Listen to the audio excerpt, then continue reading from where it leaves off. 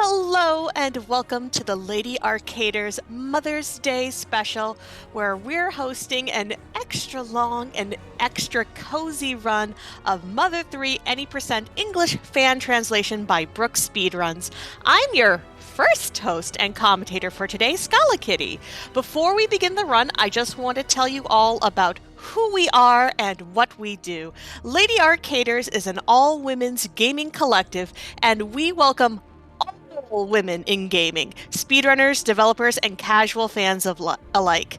In addition to our cozy private community, we run weekly showcases here on our Twitch channel, which we've been doing for over a full year now, which is amazing, as well as larger charity events throughout the year. And speaking of charity events, Lady Arcaders Super Showcase is coming back for 2023. From July 6th to July 9th, Lady Arcaders will be raising money for CARE, and we're so excited to have you all join us. Submissions and volunteer applications are open now, but only until May 20th. And we're looking for showcases and volunteers of all kinds. So whether you want to show off a challenge run or your Animal Crossing town, do a deep dive into the fall of Raccoon City, submit a pitch and we'd love to show it off. And maybe you'd like to help us out behind the scenes to display some fantastic video games and the ladies who love them. Either way, check out our homepage at ladyarcaders.com or any of our socials, and make sure to stay tuned. And with that, I believe we are ready to get started. So, Brooke, take it away.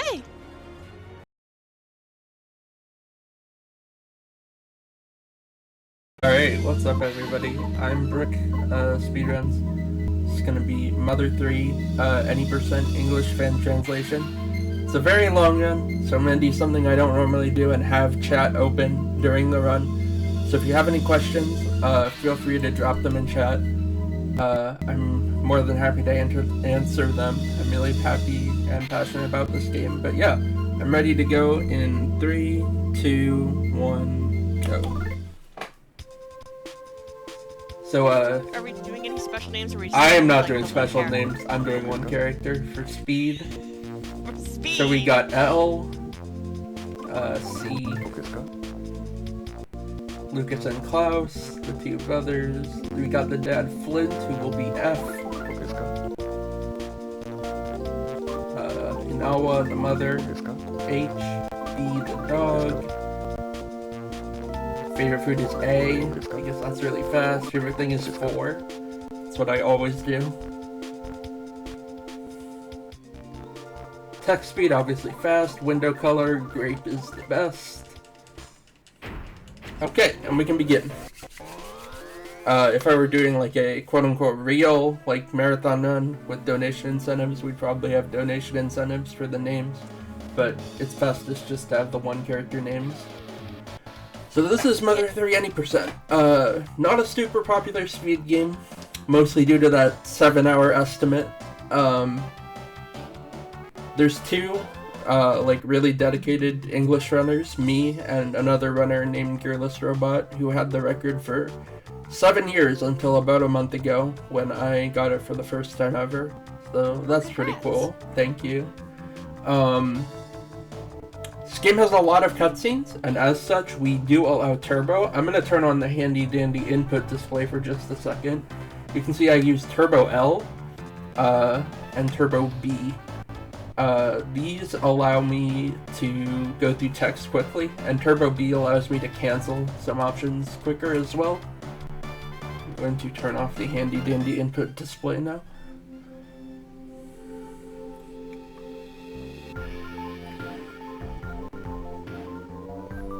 So, Brooke, what is like your history with Earthbound: The Mother series? Did you like get a chance to play Earthbound growing up as a kid, or did you kind of come to it later? So I'm in a pretty weird spot. I'm a little on the younger side. So like Earthbound, I'm what young? Yeah, I'm younger than Earthbound. I'm a '98 kid. So Earthbound came out before I was born. But I watched, like many people my age, I got into the Earthbound Mother series through the Chugga Conroy Let's Plays. Okay. which I watched pretty close to them coming out, so like 2010-ish.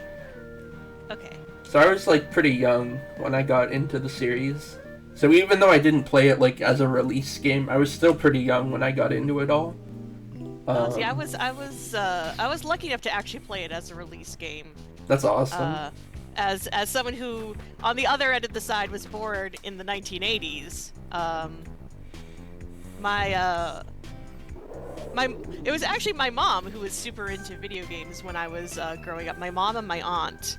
That's awesome. And they were very, very much into RPGs. So we actually got to play Earthbound when it came out, like the original SNES release. Mm-hmm. Which Earthbound was still one of those games where like the marketing on it was super duper weird, and it was already this very quirky, very like out of sync with like a lot of other RPGs. But that's part of the reason why I really enjoyed it, even though I was like, gosh, how old was I when Earthbound came out? Now I have to go and like figure this out. It was 95, so however 95. Okay, so I was 10. Yeah. So I was 10, so we never got like super duper far when I was originally playing it. I think maybe up to when Jeff joins, I think is probably about as far as we ever got. Because it was just me and my brother playing it. Yeah. My mom liked other games. My mom, I think at that time, was probably playing Ogre Battle. Oh, okay. Your mom has good taste. My mom actually had very good taste. She was really into. We played all the we played Final Fantasy 1, and then what are now 4 and 6, but then we're 2 and 3. Mm-hmm. I always sort of like to joke that those were like my bedtime stories growing up, because for a long time the consoles were only in my mom's bedroom. Oh, my mom and dad's bedroom, so you had to have like her permission to play. And so she would play the games and like read out like all like the text to us, which was a lot of fun. Yeah. I guess when you played 2 and 3, did you actually call them 2 and 3? You like did not know they were 4 and 6 actually? Oh no. Wow. I mean that's like a foreign concept to me. Like I've always known they were 4 and 6. So yeah, I mean it was because yeah. Because Square hopped over the original 2 and 3 that were on the original Nintendo, and then they're like, well, we want to bring over our Super Nintendo game, but Americans, they don't know about all the stuff we're doing over here, so we'll just call it Final Fantasy 2. And fun fact, it came out in November of 1991, the same month as Final Fantasy Legend 2 on the Game Boy, so I'm sure there were some kids who got that by accident. I had both, and I never got super duper far on Legend 2 until I finally went back and did, was it like Revenge on Childhood Games? I learned how to speedrun it. But yeah, we played a lot of FF4, FF6. I think by the time FF6 came out, the Super Nintendo had been moved to the living room because my brother and I were getting older, and I think my mom got tired of us always bugging her, so she's like, fine, it's in the living room now. I think she also enjoyed it too, though. Yeah. Because then she got to play games whenever she wanted. So yeah, but that whole Earthbound thing, like, so my experience with Earthbound was pretty unique because I was like obsessed with Earthbound once I watched those Chugga Conroy videos. But this was before. It was in that awkward period where Earthbound had like a big cult following, but it was before the Wii U VC release. So I was like a dumb kid, and I definitely thought I would go to jail if I played it through other means. So I didn't even go that route. I actually asked for a SNES and a copy of Earthbound, because this is back when they were like somewhat reasonable to buy. I mean, it was still pretty expensive, but I did ask for them for Christmas, I think 6th grade, however old you are in 6th grade. So like 10, 11 years old. I did get a copy of Earthbound for Christmas that year. Aww, and a Super Nintendo, which was pretty cool.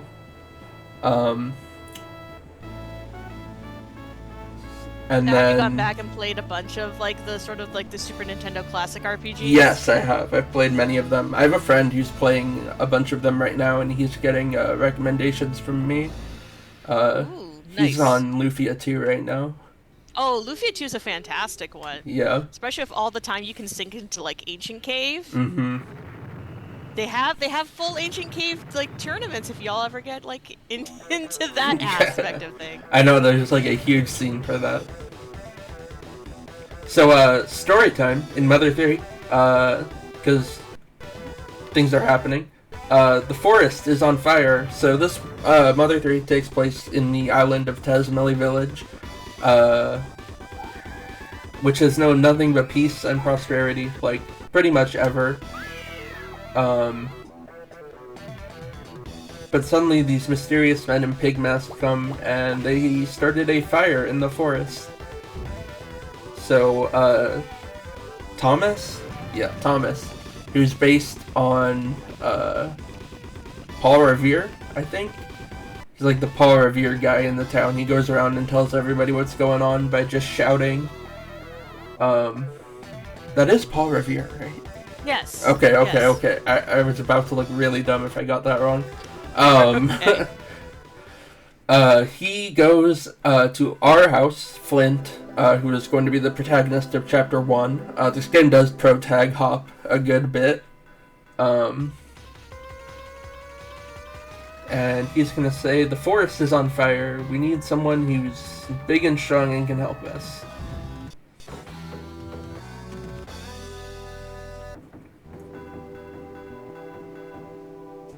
Yeah, I like that this game like swaps around the protagonists and everything. Kind of gives you like these other perspectives. Mm-hmm. And I like that whoever you're controlling is like a silent protagonist. Yeah, so for this chapter, Flint's going to be silent, but once we move on to the next one, he'll start talking. It's pretty cool, because you do get those various perspectives on characters.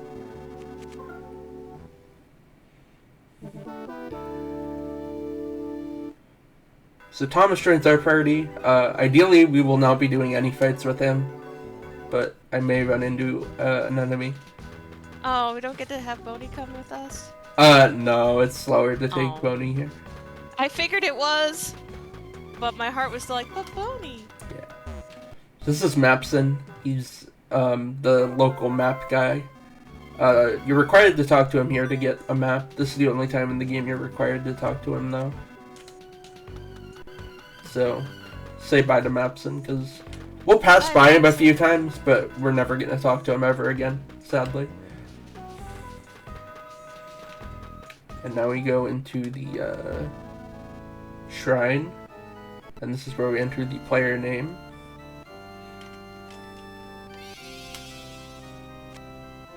And of course, I'm going to tell you to submit to last. Aww, yeah. I always liked that aspect of like both this game and Earthbound. Mm-hmm. I like games that acknowledge the player. Yeah. And that have the that sort of like level of separation between who is the player and who are the characters. Cool. Alright, cool. Got that first bat dodge. It's actually one of the harder enemy dodges in the game. Yeah, that's another thing I've always liked about this series is the visible enemies on screen.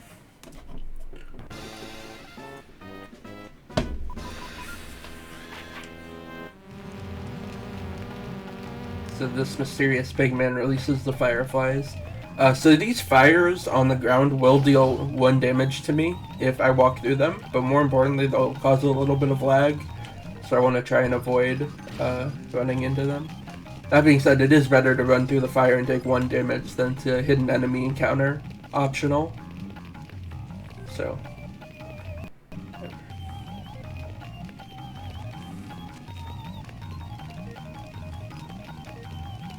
this is Lighter, his son Fuel, which is a great father-son name,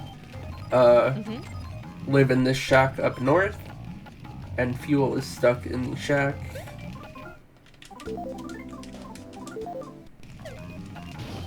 So I gotta go rescue him, but first I gotta fight these fireflies.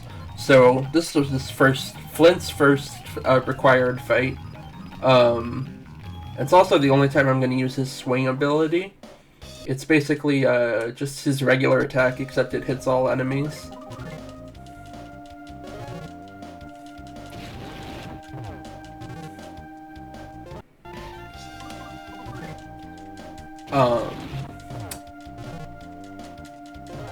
So ideally, I would like these fireflies to do their attack where they do nothing, which is a common thing in these Earthbound games. Enemies will have an attack where it says like, oh, they just buzzed around Flint, and it doesn't do anything. So that's the optimal attack, but only taking about 30 damage there is fine, because they always drop a nut bread, which I can use to heal off before the next mini-boss coming up.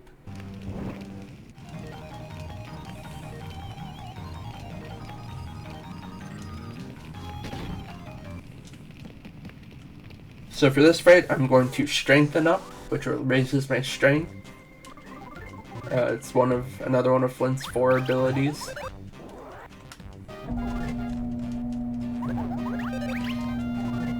And then I'm going to hold L and mash A until he ooh, nice crit. Or smash, rather. That was really fast. Now, I know this game has, like a musical timing Yeah. method. How much does that get used in the speed run? So unfortunately, it would be really cool if it was more prominently featured, but sadly the DPS you get by just spamming attacks over and over is better than the DPS you get by comboing, in 99% of cases. I figured that would be the case. I remember, I played a little bit of Mother 3. It was probably right around the time when the fan patch first came out. Yeah, I went back to look at like the time. Yeah, so probably like in like 2009 or so. Wow, God, that's been a while. Yeah, over a decade ago. Yeah. But I definitely remember that aspect, and I remember thinking that it was very like interesting and cool, but it was like super hard to set up. Okay, Oh, no. So this is a good example of me to share something. So I ran into that Yam monster from behind. It was an accident, but if you run into an enemy from behind, you always get a guaranteed runaway first try. So it's nice. not too bad. So Pakal asking, how do you even get the English translation of this? There is a fan translation patch that's available from, I believe it's starman.net. Yeah, I forget do the they still exact host it? I forget the exact URL, but you can definitely get there from starman.net. I think it has its own domain now, though. I don't know. I don't remember what it is off the top of my head.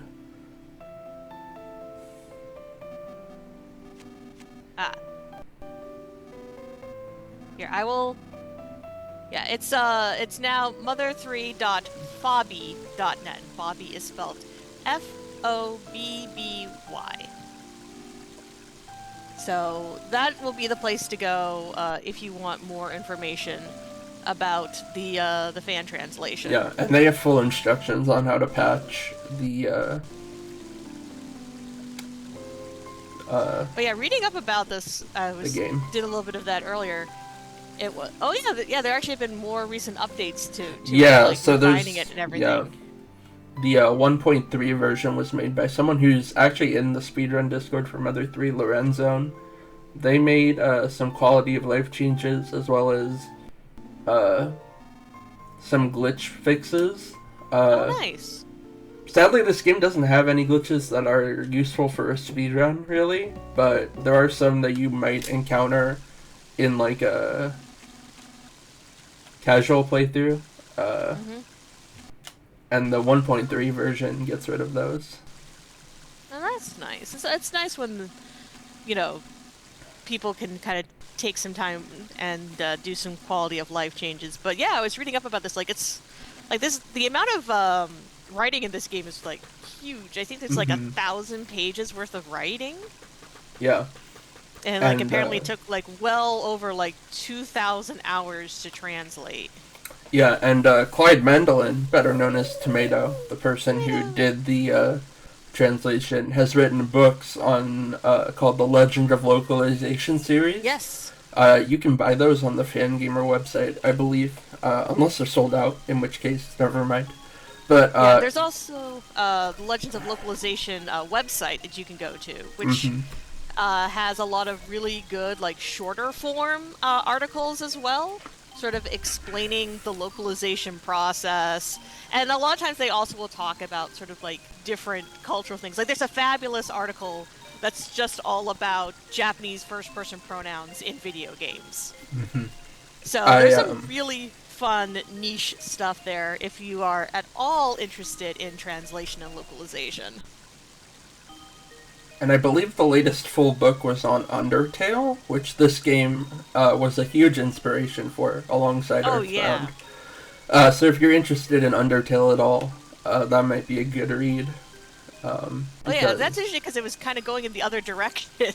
Yeah, that would usually when we're talking localization in video games, we're talking going, Japanese to English, but that was going English to Japanese. And so it's very interesting to kind of have to work your way around it, especially for no matter which way you're going, if it's like with like a modern in quotation marks, but whether it's with like a game that has, say, full 3D and voice acting, that's going to be a different set of restrictions that you're going to have as compared to this, which is like a 2D sprite-based game, where we have things like character limits that we have to kind of work around. Because in Japanese, you can kind of get your point across the information is much more condensed, because you have both your hiragana, katakana, and your kanji, where you can kind of condense down everything into a smaller number of characters as compared to English, where each letter takes up a character space. Also, it's Boney time, yay! Yeah, we get to take Boney with us. I need to remember to I'm going to take a little sidetrack here to go to get a Thunder Bomb from behind Wes's house. So Wes's house has a chest with a Thunder Bomb in it that respawns every time you go 2 or more screens away. And I will be grabbing that a few times throughout the run, because Thunder Bombs are a pretty good early game item. And yeah, I see Valeria mentioned in chat, the menu glitch was the main glitch I was referring to that got pretty annoying to deal with. Basically, if you swap between menus too fast, they got all glitched out, and it was really annoying to deal with. So that was a really good thing that was patched out in the 1.3 version of the fan translation. Yeah, I could definitely see that being a major speed bump for speedrunners. Yeah. And also, sometimes, there were only a few times where this was relevant, but there was overworld lag in the 1.2 version. Oh no. This is actually fine. I need to fight Mr. Batty. Nice wonder. Awesome. Because it'll get me to level 8. Yeah, but also, can we just talk how good the music is in this game? Yeah. I love the Mr. Batty song so much. Yeah. So I got 2 failed runaways, which means I'm guaranteed to run away on this attempt. Your third runaway try will always work if you had 2 previous failed ones. So that's a really nice quality of life thing for the speedrun. Yeah, it's nice when you have those sorts of things built into the game. Like I said, I run Final Fantasy Legend 2. I haven't run it in a while, but I have run it a decent amount. And if you have a character who's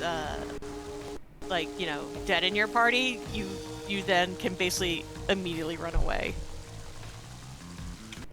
Nice. So what we end up doing is we put the character with the lowest HP in the first spot, which is most likely to be targeted, and we're like, yeah, we don't care if they die. Oh, they die, we get to run away. Yeah.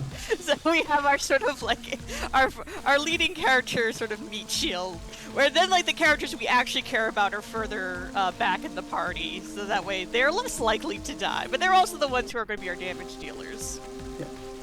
I should mention, if a character dies in this game, it's actually quite bad because I lose the ability to run in the overworld. You can only run with your full party alive. Did they still turn into ghosts, right? I'm trying to remember. No, that's only in Earthbound. Oh. In this game, they just kind of get a sad look. They look down. Oh, that's right. I remember now. Yeah.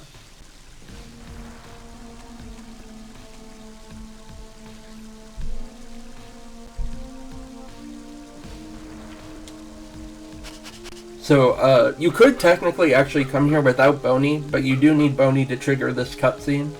So you'd have to backtrack all the way to Flint's house and then get Boney. So it's just, you need to get Boney. Yeah. And besides, it's Boney. It's so cute.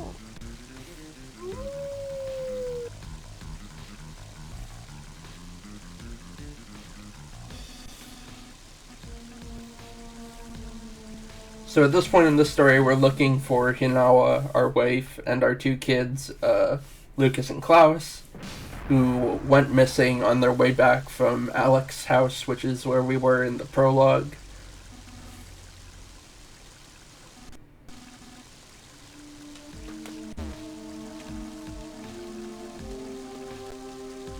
You cannot really pet the dog in this game. There's a few cutscenes where he gets pet, like that. You can kinda imagine him getting pet. Duster's gonna get named D. But you can't really pet the dog in this game, sadly. All games should let you pet all animals. I agree.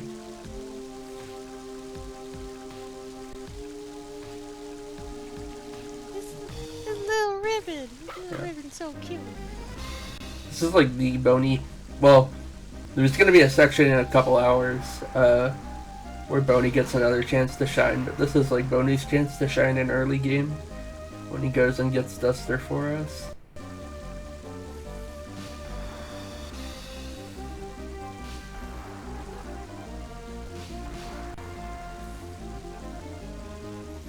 This is such a cute cinematic. Yeah.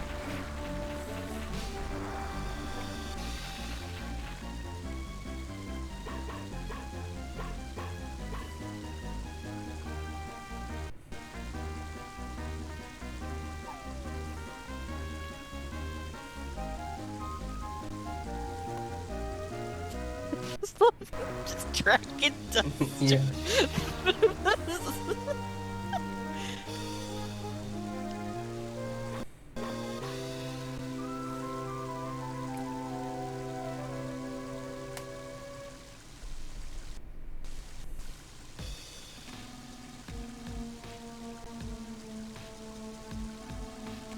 So, Duster's a pretty cool character. He is going to be a really important character in the story, and he has these, like, ninja-like techniques, like these wall staples. He also has a limp on his leg, and in an interview with Shigesato Itoi, who is the writer of all three Mother games, he was asked, like, why did you choose to give Duster a limp on his leg? And he said, it's because, you know, in real life, when you meet people, you're gonna meet people who have sorts of disabilities like that. Which I thought was really cool and progressive of him, especially at the time. Like, keep in mind, this was like 2005, 2006 when he said that. So it was something not a lot of people considered back then, but yeah, it was pretty cool.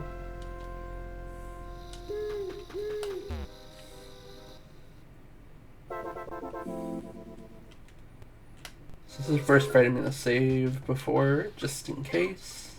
Save frogs.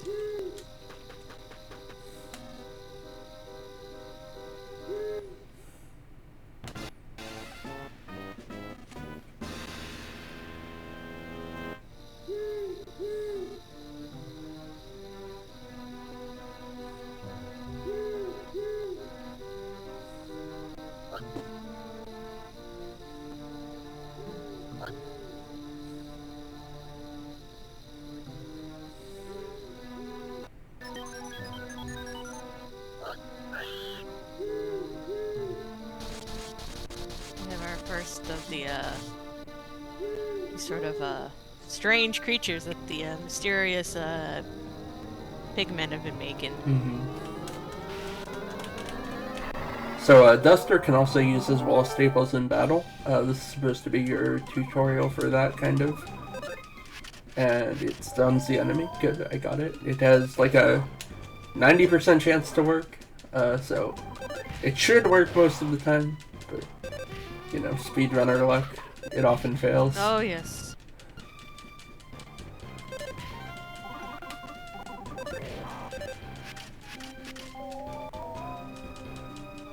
And you can do it up to 3 times per battle, which is basically just enough time to get him down. Okay, Boney's gonna die, but that's actually fine. Especially if he can get an attack off here, which he won't be able to. That's fine though. We want Boney to be dead here, because if Boney's alive at the end of this fight, he gets a level up. But when we get Boney back at the start of Chapter 4, Boney's at a fixed level anyway. Okay, so we don't really care because, yeah, and we want to save the time, not have to sit through the level up. Yeah. It's like one So hit away. sad. Okay. Yes, it is very sad.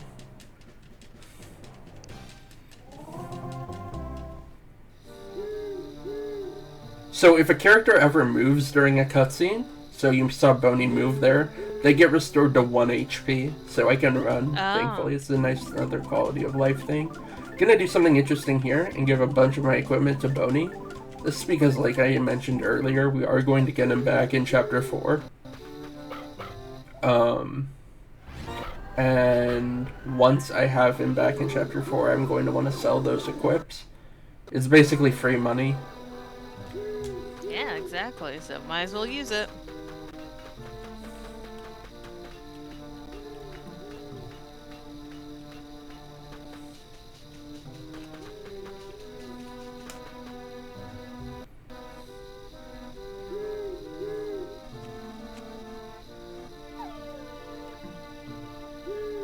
Also, I guess I'll give fair warning and say this is where the game gets sad and dark. And then, you know, sometimes is less sad and dark. It kind of like cycles through how sad and dark it feels like being at any one time. But this scene coming up is pretty intense. Just a fair warning.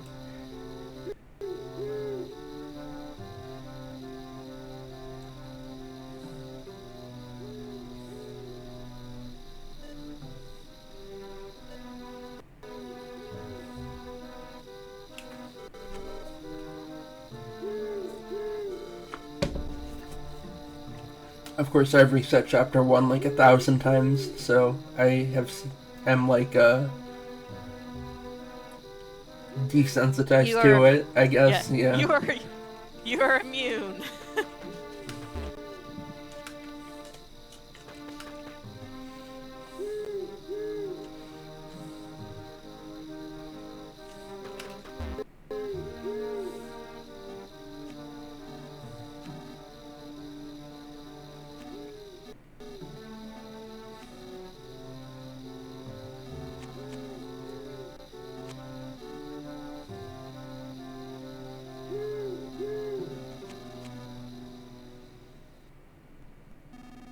So, in case you couldn't read that text box, Hinawa got stabbed in the heart with a Drago fang and passed away.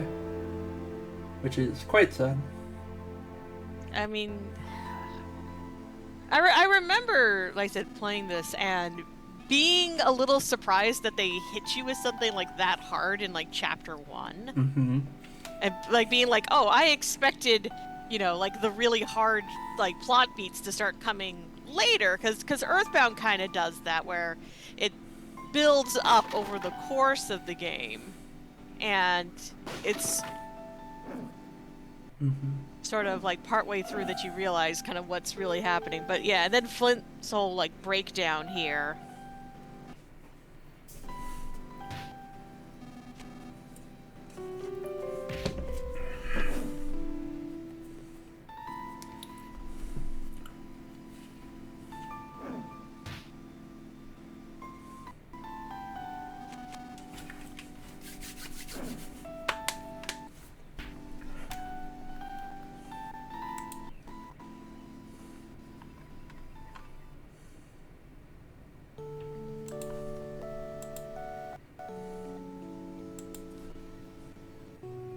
I make it a nice little flashback.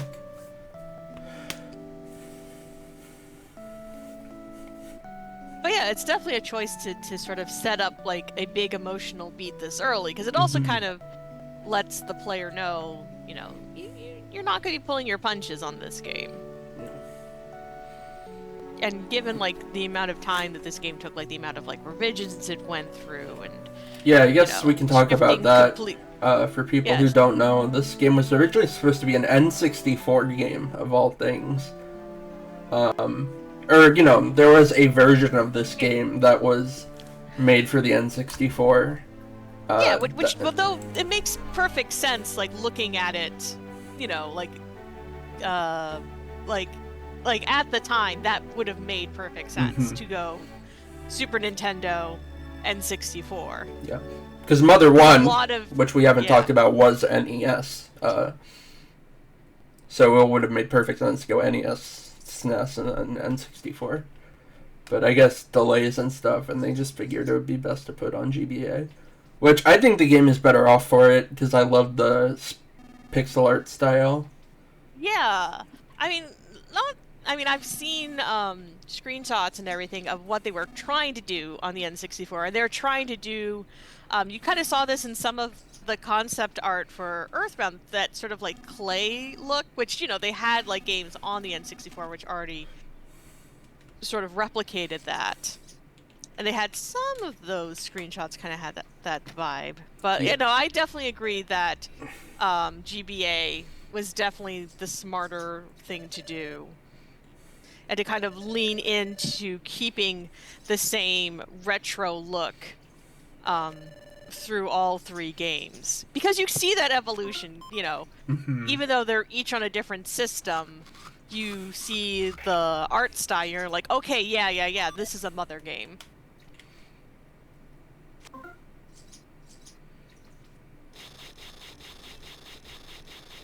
So our son came and broke us out of jail. Just like any good son would.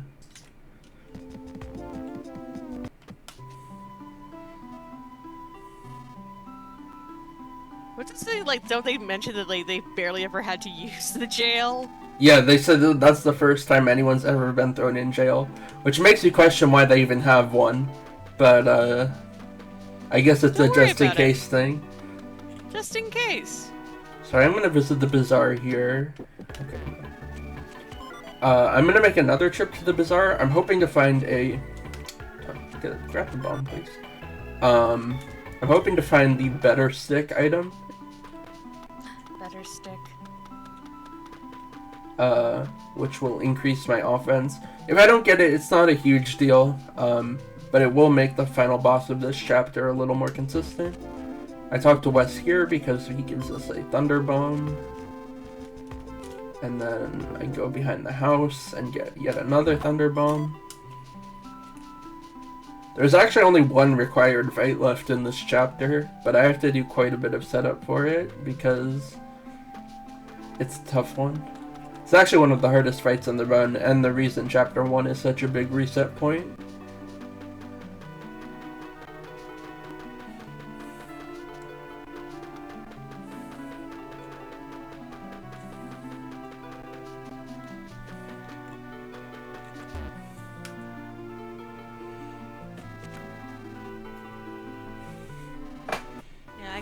Yeah, I definitely remember this fight. Also, all the sunflowers for Hina. Yep. Sunflowers are a big theme throughout this game. When I was grinding this game, usually I do anime girl profile, or not profile picture, split backgrounds. But when I was grinding this game, I used a picture of a sunflower field because I thought it would be appropriate. And it just looked nice. Oh yeah, I mean, and you know that comes from Hinawa's, you know, name for, you know, himawari, the Japanese, you know, word for sunflower. Oh, okay, I didn't know that. Yeah, there you go, learning. Right. Oh, sorry, it's himawari. It's close. It's close. But yeah, they made that sort of like the running theme through the game of the sunflowers. But I like that. Good symbolism. And also, like, it's a symbolism that translates very well to pixel art. So another check for better stick here. Didn't get it. That's fine. How often does the bazaar refresh? It's same as the Thunder Bomb. Every time you go 2 or more screens away.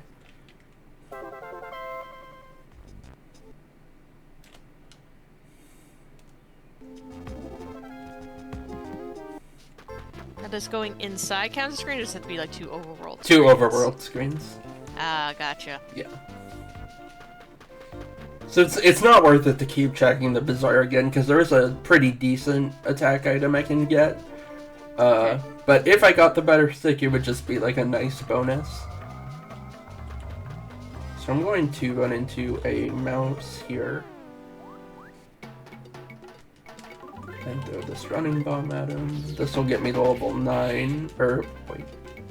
9? Yeah, 9. Okay. Which will help with the final boss. That's a newer development, fighting that mouse. Yeah, I can see why I get that little extra bit of experience, and it's, you know, a very quick fight. Mm-hmm. That's the interesting thing I feel with RPG speedruns is sort of figuring out those instances of like min-max, where it's like, okay, this will take some time, but will taking up that time save me more time later? Yeah, and more importantly than the time is the consistency. Because that too. Especially with a long run like this, there's times where you have to value consistency over time.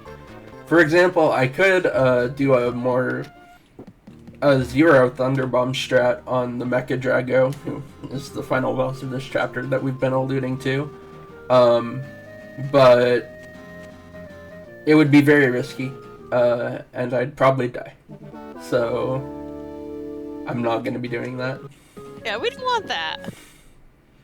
I don't even do that in my PB. I gave up on trying to do the zero Thunder Bomb strat because it only saves like 30 seconds optimally. And I just decided I wanted to get more runs out of Chapter 1. Yeah, I totally understand that. I haven't run it in a while, but I used to run Vanguard Bandits, and what sort of is the consistent run and the going for like world record run are two very different things, because the world record one has you using a much more risky strategy. Like if you pull it off, great, but there's like such a high chance of failure, and I'm like, I don't want to have to bother learning that, because if the run is like 2.5 hours long, and it's just like, yeah, if it doesn't work, then I basically, you know, have to reset. So I ended up learning the slower but more consistent version of that run. Yeah. And there's nothing wrong with that, you know? Speedrunning the way you want to have fun is the right way to speedrun. I worded that very poorly, but you know what I meant. I knew what you meant. Yeah. The spirit was there. So these are the Magic-Seas. They're going to be important in like 3 hours, so remember them. Oh, that'll be after the time. That'll be after our swap. I will remember them, though, I promise. Yes. For now, all you need to know is that they're magic people. Or they're not people, they're Magic-Seas.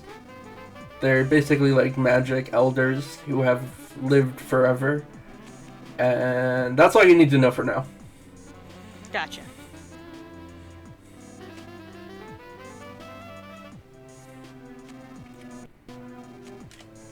And they tell us Klaus went off to the Drago Plateau. And they gave him like a magic ability.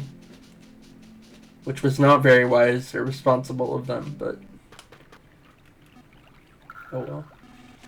It's the worst part of the run, the cave. I'm really not a big fan of any part of any game that limits your visibility. Oh, yeah, I remember this. Oh.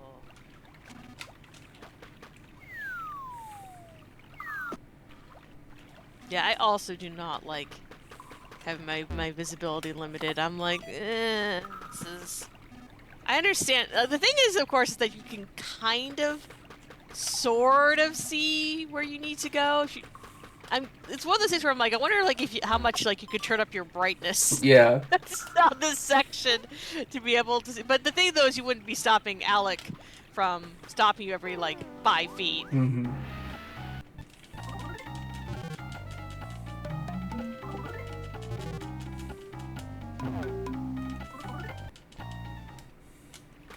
Oh, so something we haven't talked about yet is the scrolling HP bar. So when you take damage in this game, your HP scrolls down 1 digit at a time. And you don't actually, even if you take fatal damage, you don't actually die until it reaches 0. And that's going to be important in the upcoming boss fight. Yeah, I always liked the odometer system that they built into these games. I thought it was very cool. Mm-hmm. And that, that sort of, that feeling of, of just, beating out the odometer to survive was definitely a big old adrenaline spike, but it was very cool when it happened.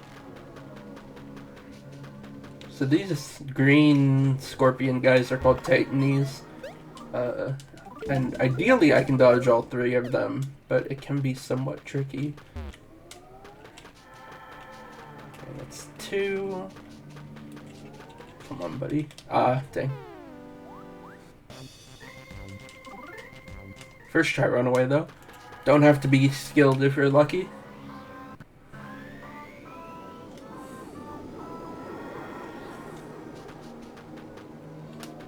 Alright, definitely going to save before Mecha-Drago, just in case.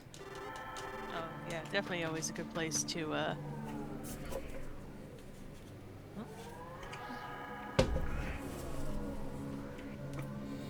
So there's the baby Drago playing with Klaus's shoe. Klaus being our son. C. In case you missed it.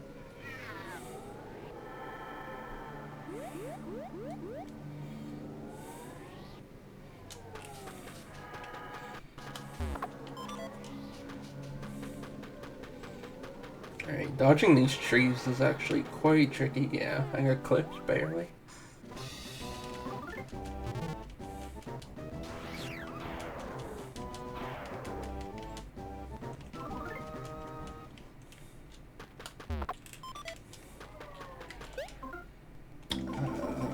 Not bread. Alright, into Mecha-Drago. So this is one of the scariest fights on the run. So the strategy is I'm going to toughen up, which is the only ability I haven't used yet. It raises my defense. I'm going to strengthen up, which raises my offense. Then he'll lower my offense, and then I'll raise it again, so it's just kind of a waste of a turn. And then I needed a Power Smash, which is Flint's final ability. It has a 30% chance to hit, and it does, like, a really strong attack, pretty much. So, if I hit a Power Smash, I can just throw bombs at him, and that should deal enough damage for him to die. But, I have to have very careful item management, throughout this fight. So, let's see how this goes. Good luck. Thank you. Okay, there's the war cry. Turn 1 is actually really good. The war cry is the one that lowers your attack. So now I am going to raise offense twice.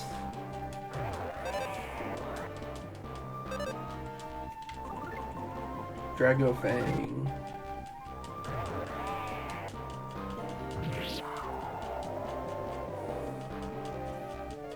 Drago Fang, all it does is it allows you to deal damage to this enemy. Otherwise, nice. There's our Power Smash. I'm going to be jerky.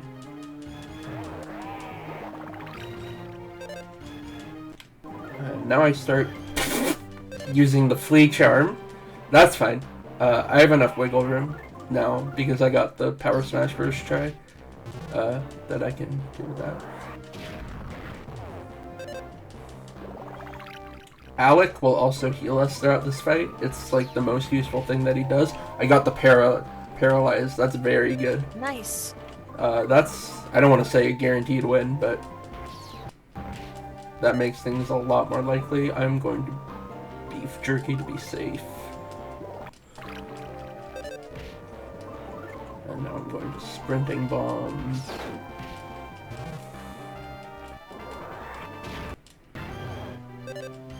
And this running bomb will hopefully kill.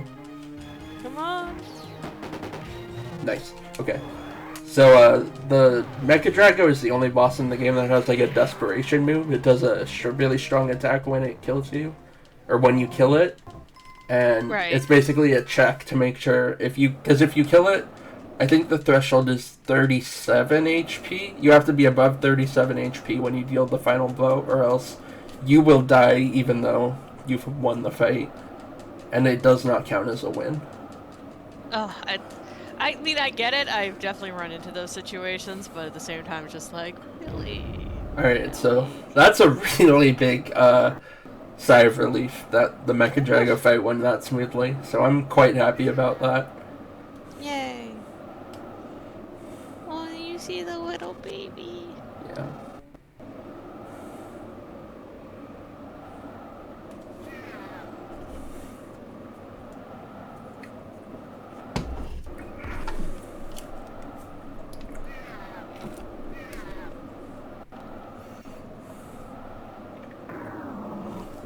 Like, no, don't perpetuate the cycle of violence. Yeah. And that's chapter 1. Also, the last time we will ever play as Flint. So, he'll be relevant in the story more, but we won't be playing as him. Oh, get a good, like, text roll. Yeah. It is possible that until now the people of Tazmily Village had never known sadness. On sunny days and on cloudy days they always greeted each other with smiles. They lived in harmony with the creatures of the forest. The strong would help the weak, and those who had would share with those who had not. However, it now appears the villagers have learned all too much about sadness. Suddenly, everything is changing for the worse. When did this change begin? Where did it begin? What set it in motion and why? Almost as if toys, the peaceful animals are being transformed into strange, ferocious creatures that attack people. Some people, like Flint, have even had their families torn apart. Just what is this suspicious group that wears pig masks? What are these eerie objects that soar through the once beautiful skies? And where could the missing Klaus be? He's right there. Yeah, they just look a little to the right. To pile up. I think I connected those dots, game. And so the tale first begins as a tragedy. That was a very good reading. No, that was an excellent reading. Thank you. I was happy to do the reading. It was more like, where's Klaus? Klaus! He's on the screen! You are showing me him! I see him! And just for anybody, but I believe Aang can save the world. There you go. Though it's been forever since I've watched Avatar. Oh, I rewatched it recently. It's so good. Best show ever. Anyway. So now we do the pro tag switch. So if you went into this game blind, this would probably be like a pretty big shocker, because Flint's gonna talk here. I have a lot of feelings about this sort of thing, like where you sort of break like the silent pro tag conventions and how like well you can use that. I do have object permanence. I am older than like 3. But yeah, that's actually... But that's something that you can kind of really play with. There is like a lot of like references to other RPGs, obviously, because, you know, games are all going to reference each other. But, you know, you have like the pro tag switching like you do in it's Dragon Quest IV that has like the big amount of pro tag switching. And the... that's sort of like that moment where you have like your formerly silent protagonists start talking, which I still think one of the games that uses that the best is Live Alive. I'm so glad now that yeah, I need to play have a way that. to experience. Oh, you haven't played it yet? I have not. No, I need to. Oh, It's so good. If you like Earthbound, do you also like Chrono Trigger? Yes. Okay, cool. Live Alive is. Do you like tactical RPGs? Yeah, they're okay. Not as Okay, much as there's what am I thinking of? Traditional turn-based. yeah, like the turn-based ones. But there is a tactical element of Live Alive as well, but it's much smaller than in other tactical RPGs. But I highly recommend playing the remake. It is super duper good. It's another good example of really good localization. It was very well localized, and I really liked the English speaking cast they got for it. I thought they did a fantastic job. Anyway, there you go. This is my please play more RPG.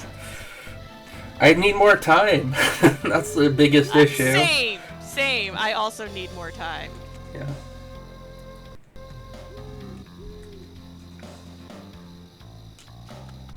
With the fun facts, Xenogears are really going to be a sequel for Chrono Trigger. I mean, we could have a whole conversation about what was going on at Square during that period of time.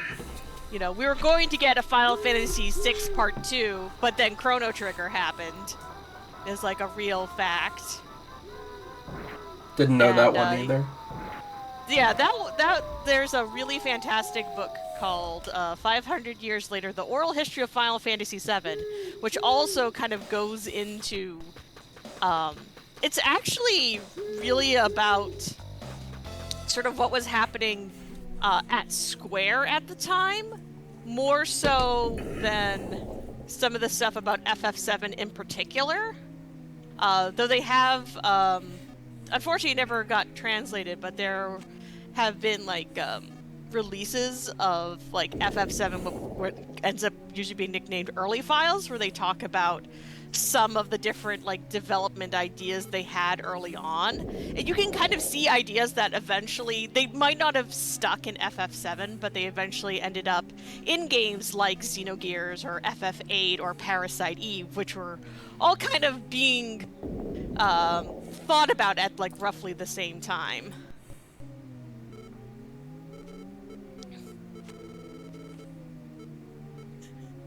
I do love how the zombies are so remembering who they were, being like, "Oh my God, you've grown so much."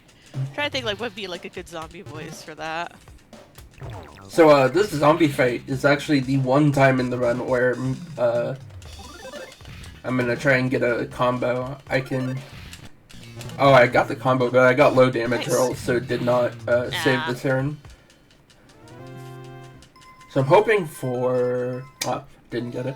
So I'm hoping for a Rod and Eclair drop from that fight. It's a really low chance, 10%, so it doesn't happen very often.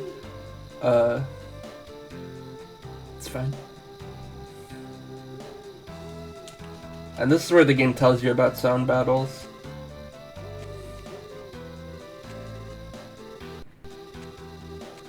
Hi, Ant. I like this ant that's Yeah, just the ant. here. And they're like, we didn't feel like making a sprite for this, so it's an ant that's gonna yell at you. Yeah, there's also a point in the game later where you can't go somewhere yet, and they didn't make a sprite for something actually blocking you off, so they just say there's ants on the ground, which is pretty good.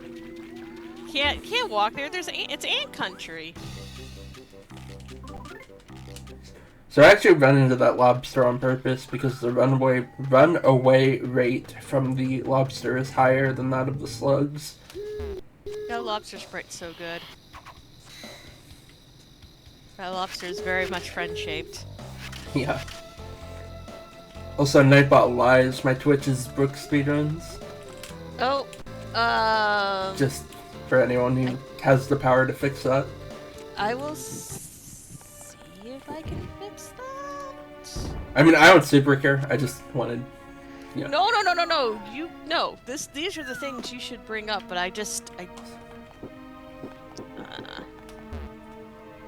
Whether or not I can do it, it's a whole thing.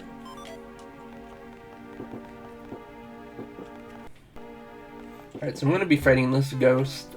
He has a 50% chance to drop a Rotten Eclair. Much better than the 10% chance.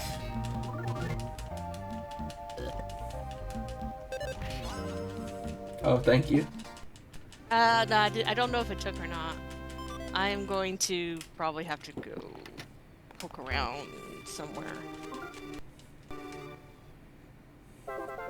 Yeah.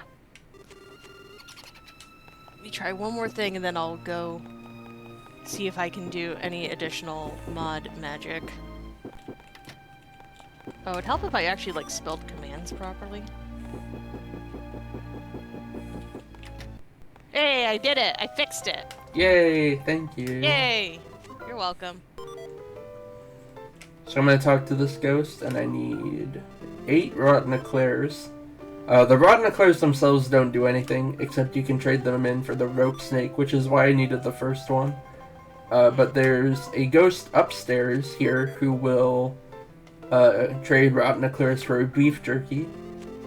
So that's why I'm getting these. I also forgot how to count. I think that's 6. I love the one ghost who's just like, you know, going ham on that, whatever the heck they're eating, and it's just like falling. Yeah. And it's like,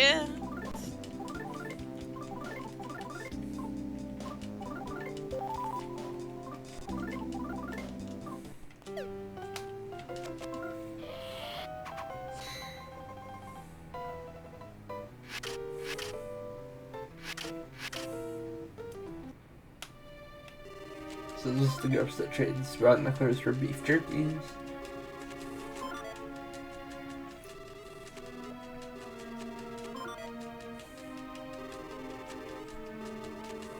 did I get that? Thought I had it.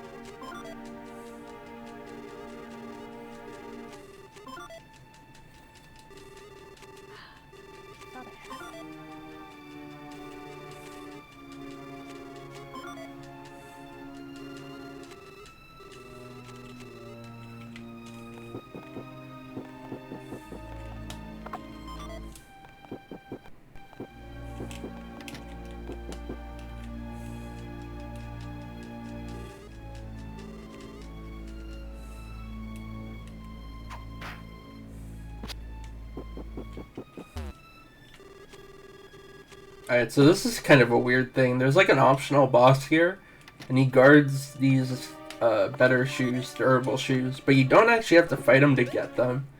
So you just run in and grab them.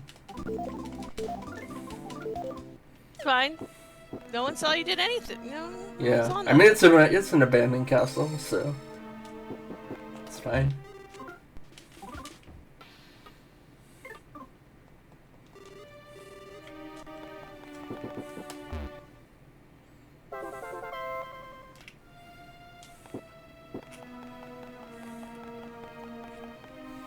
There's a lot of like micro setups you can do to avoid getting hit by enemies.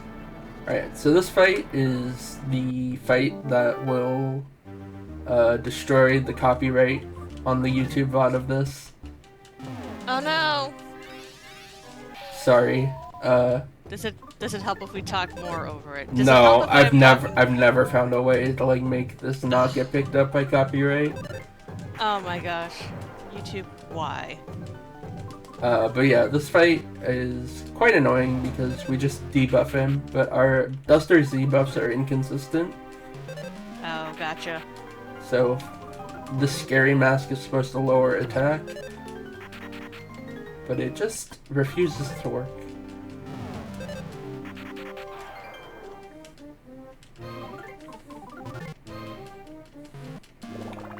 I also smoke bombed him, which makes him cry.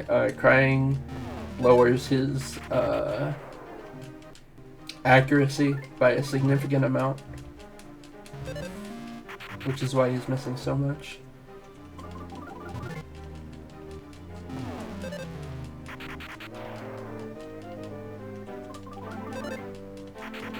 Alright, all first try defense drops though. That's okay. That kind of makes up for it. And now I just wail on him.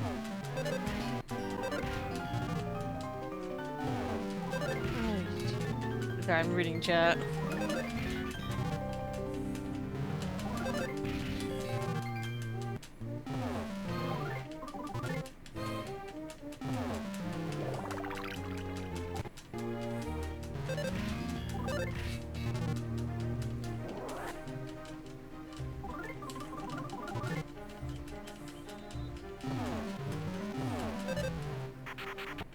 Good. You really want to first try offense down when he goes into phase 2 because he has this triple hit attack, which will do 3 7s if you don't have his offense down. Of course, they can just miss, which is also nice. It's also nice. Thank you. Thank you for missing. We appreciate it.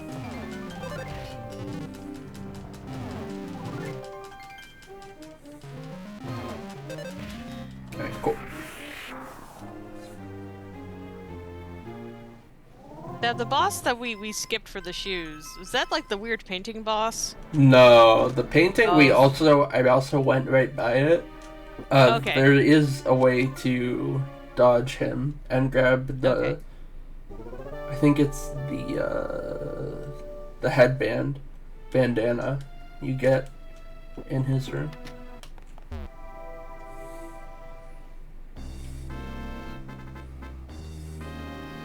Oh, you know you want to seal this because it is very sparkly. Even if it's just a spittoon. Oh, that, yeah, there, that painting. Oh, no. Yeah. Don't you fight that painting? Or am I... No, there is a painting you fight, but it's not that one. Okay. It's not that, okay. A different painting, okay.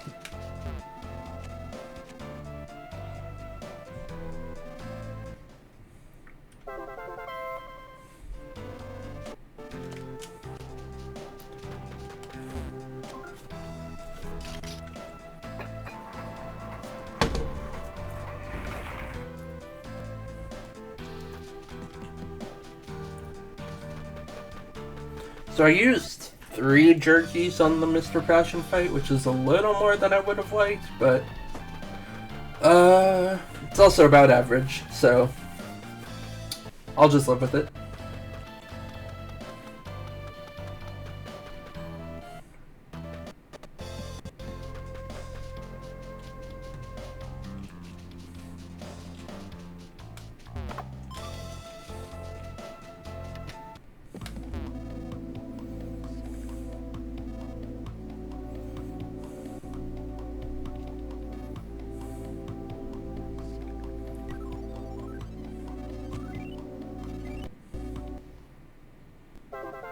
Like, we have brought you a spittoon.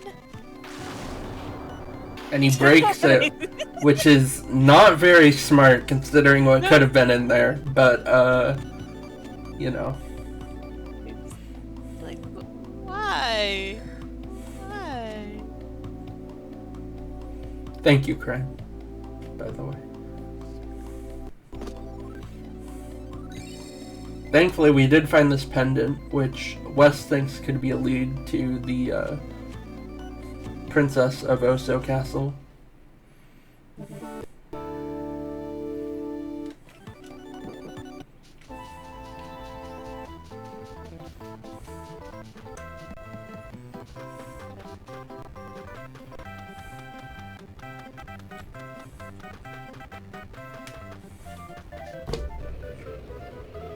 Does Wes do anything useful? I'm trying to remember if Wes did anything Yes, useful. Wes is actually Okay. much more useful than Alec. Okay. Wes Okay, can yay! throw Thunder Bombs, which is really good. He has a regular attack, which is about as strong as our regular attack. And then he has the secret Thief Art Technique, which does about 100 damage. So he's actually nice. quite strong. Unfortunately, we can't control him. Oh, right. So you just have to hope that he does the good attacks, because he also has some attacks that do nothing.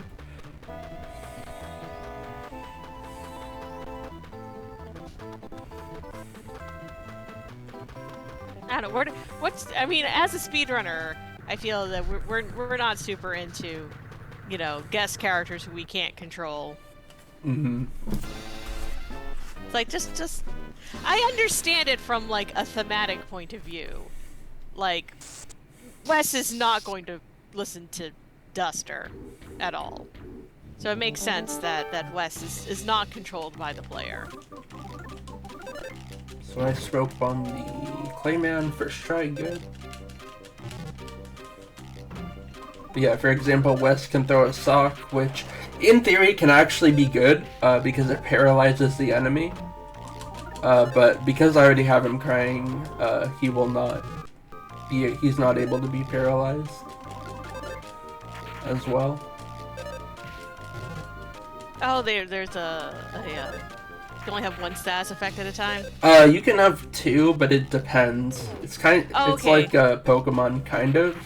Like, you can be sleeping and crying at the same time, but not... Wow. Well, yeah. Isn't that a boot? Yeah. But you cannot be, you can't be crying and, paralyzed at the same time. I mean, I do a lot of stuff with FF4, and keeping in mind your status effect hierarchy is something that you do have to do, because some status effects are considered to have priority over others. So I get this.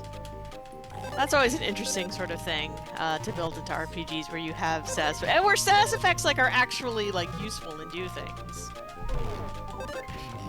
Also, West can never kill an enemy. That's or at least bosses. He can kill regular enemies, but for mini bosses and bosses, he can never deliver the final blow. Interesting.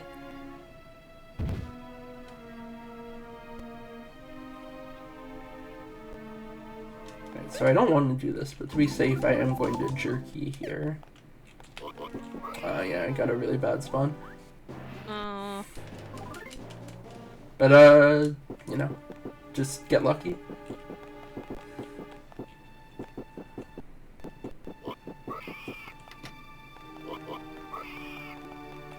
All our ghost friends are gone.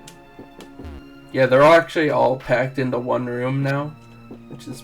Wow, he very rarely goes down. That's the carpet monster. I love the carpet monsters. Yeah, there's a lot of really cute enemies in this game. Yeah. They do a really fantastic job on them.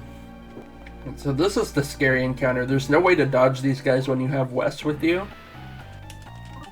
So you just have to hope they do this, which is fight each other. Okay, I should be able to live now. Yeah, I'm fine.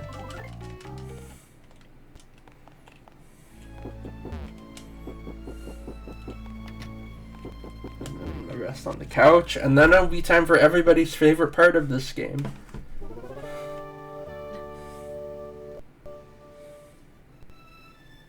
I have a feeling what it is.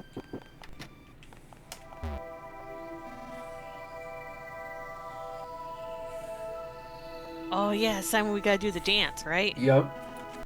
Oh yeah.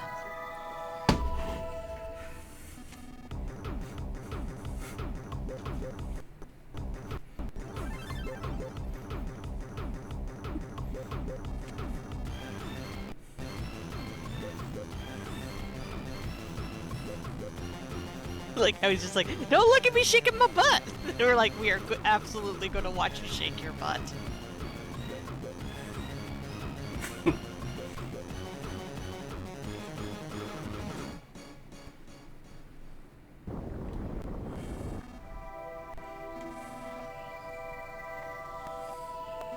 I mean, come on, that song was a groove, and you have to shake your butt to it. Yeah, for real.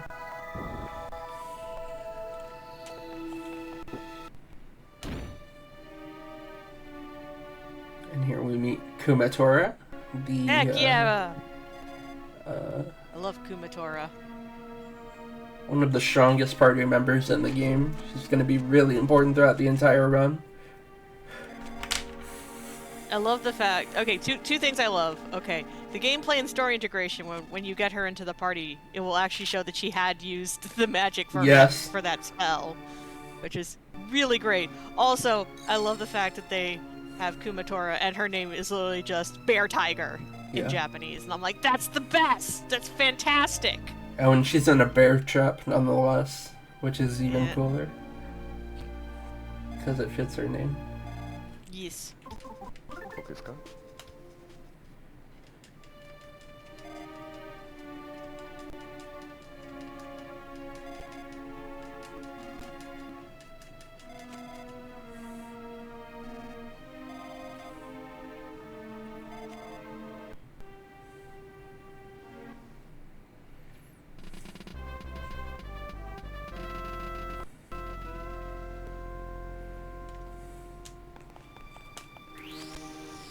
And the word on the wind tells us that Kumatora has the ability to use PSI.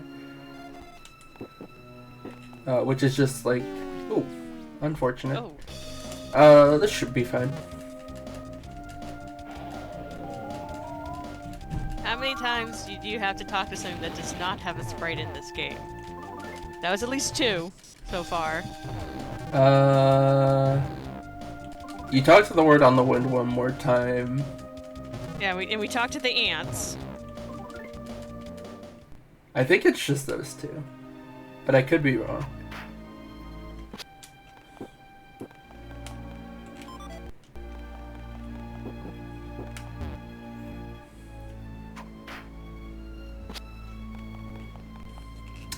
Okay. Because I got the green swirl there, I get the instant runaway. This barrel is unavoidable, so I'm actually going to fight it because it has a very high chance to drop a nut bread.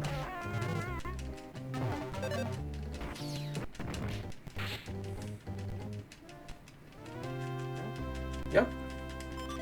Yeah, what kind of nuts do you think are in the nut bread? Probably like tree nuts, because... Oh, one time I made a bread pudding that had cranberries and well, the dried cranberries, the craisins and almonds in it, and it's actually very good. So that's what I'm gonna say nut bread is. See, now this just makes me want bread pudding, but bread pudding's so much work.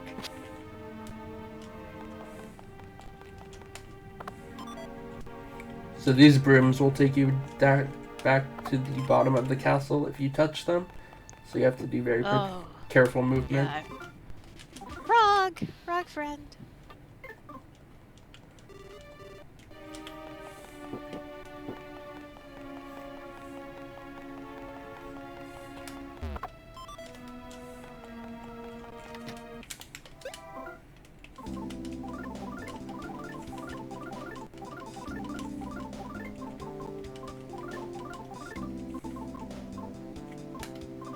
Where is my...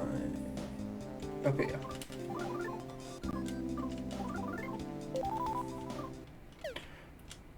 Alright, so I would like to have more beef jerky, so this fight's gonna be kind of scary, but it should be fine. You can do it. I have faith in you. Thank you. But now I also want beef jerky. Should I put the beef jerky in the bread pudding? I don't think that's... Yeah, that doesn't sound good. Can you do like a savory bread pudding? That has to be a thing.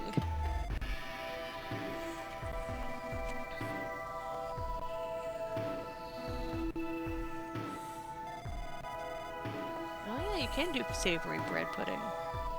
Interesting.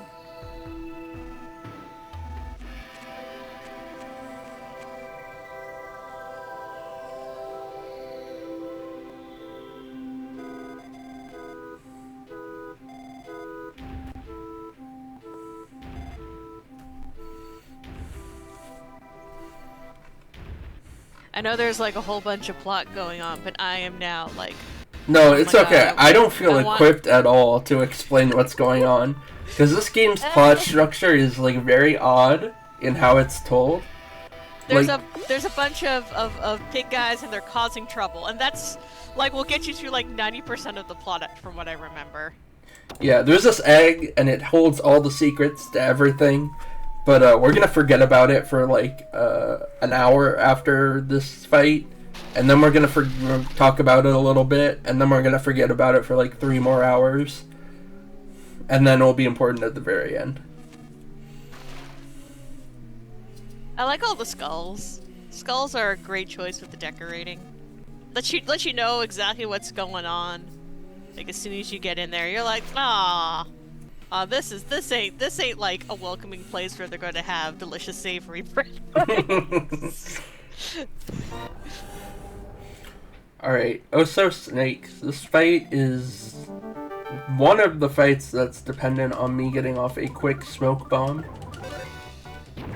I love this.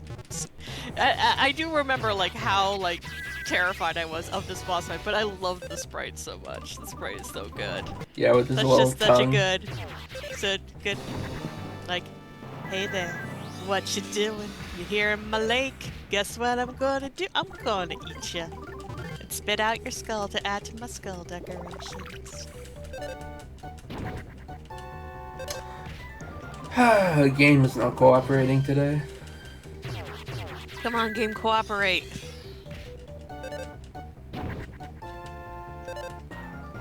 It's actually a pretty good chance to hit on this enemy. There we go. Oh, now the snake's all crying. Like, why are you hitting me? Why won't you let me eat you?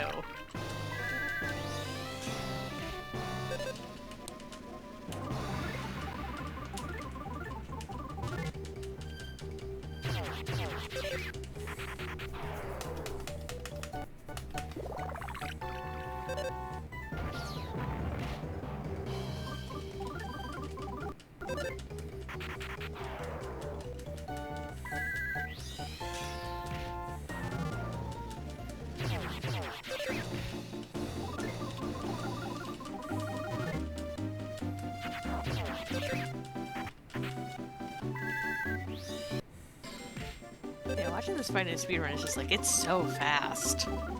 Yeah. I know it doesn't feel fast to you, but compared to like, I remember playing this very safely, casually, and like going through it very methodically. But seeing you just like blaze through it is very cool. Thank you. Because he has this wave attack. Okay, that was 100% the right play. Because that did That wave attack exactly. is so cool. Visually, it's very cool. I know it's also very scary.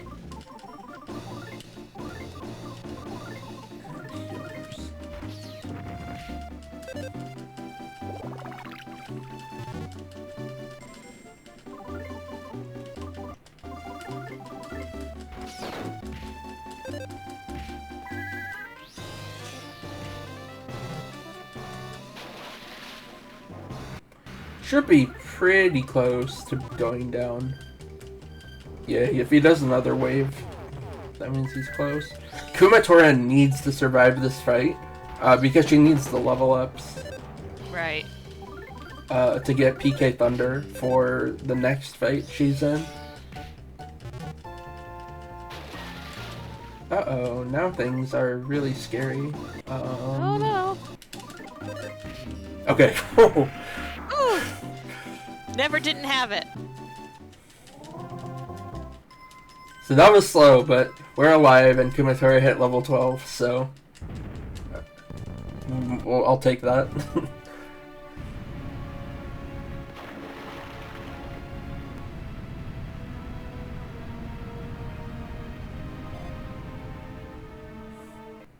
It's pretty interesting how things snowball in this run, because I had to use 3 jerkies on Mr. Passion because my debuffs didn't work, and because that happened, it meant the Oso Snake fight had to be slower. So, like, that's a good example of how things can snowball in this run. Oh yeah. And there's a good, there's a lot of examples like that throughout the run.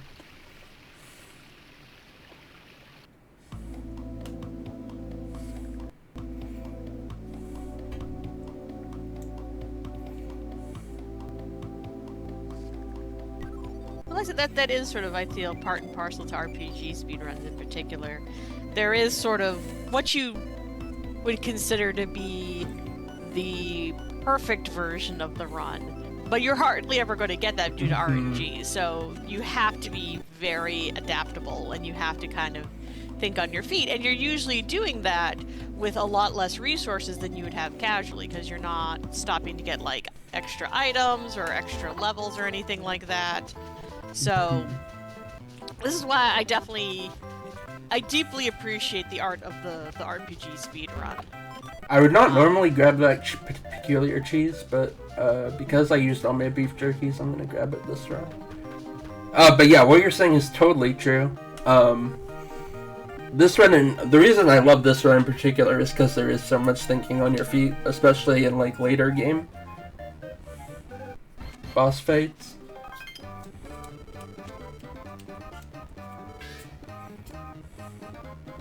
Yeah, it's that interesting tension that you have.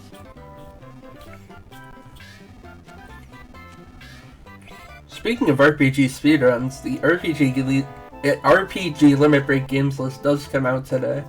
It does. Did you submit? I did submit. I submitted Haven. Okay.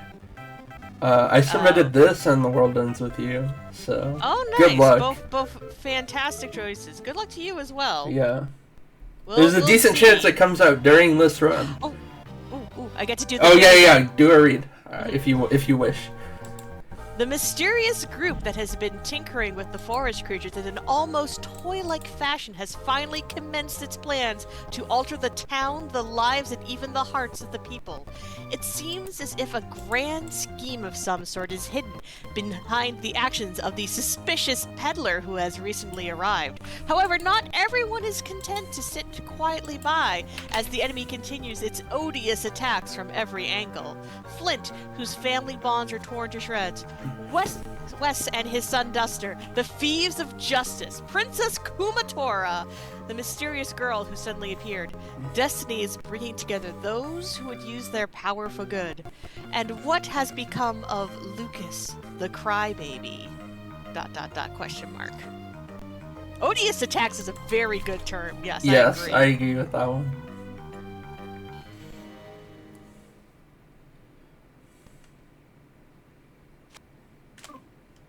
Hello, I am Frog. Bye, Frog. Bye, Frog. Bye, Invisible Frog. Okay, so this is where I got, like, hung up when I was playing casually. Oh, yeah. Definitely. Don't blame you. If you're sensitive to, like, animal abuse, I would tune away for the next, like, 30 minutes. This chapter's kind of messed up. It's not, like, graphic, but it is there. I mean, it's the thing. You have to have, like, antagonists do bad things. Yeah.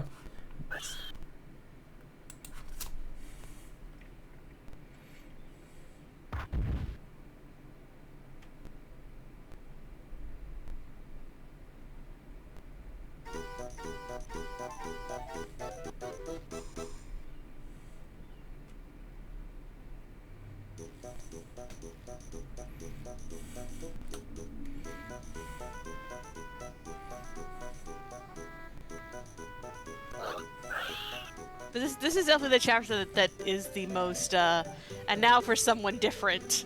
Yeah.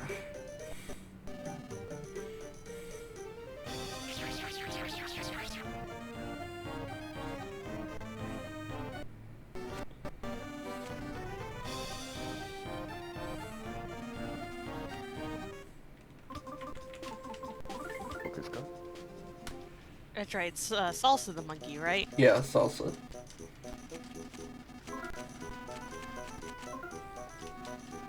And the girl monkey, I don't think they ever actually say her name in-game, but in the credits it's revealed to be Samba. Aw, that's so cute! Yeah.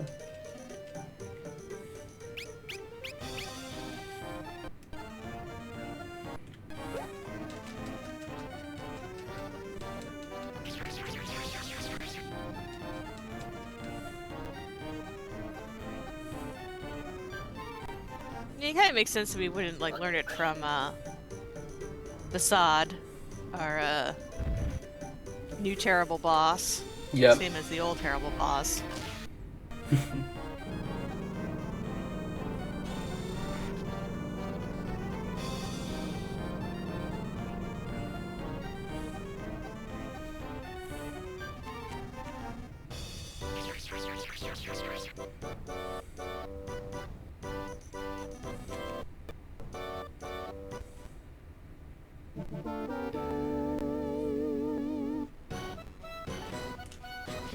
No, poor Salsa.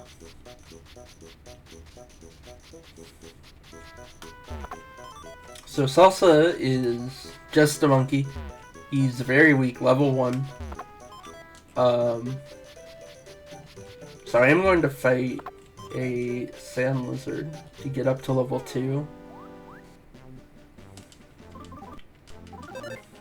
Yeah, it's definitely a big shock when you go from having, like, 2 very competent party members to, like, congrats, you're now a level 1 monkey. So that's a safety strat, but I do it. I don't do it in PV attempts, but it does make the first boss of this chapter a lot more consistent.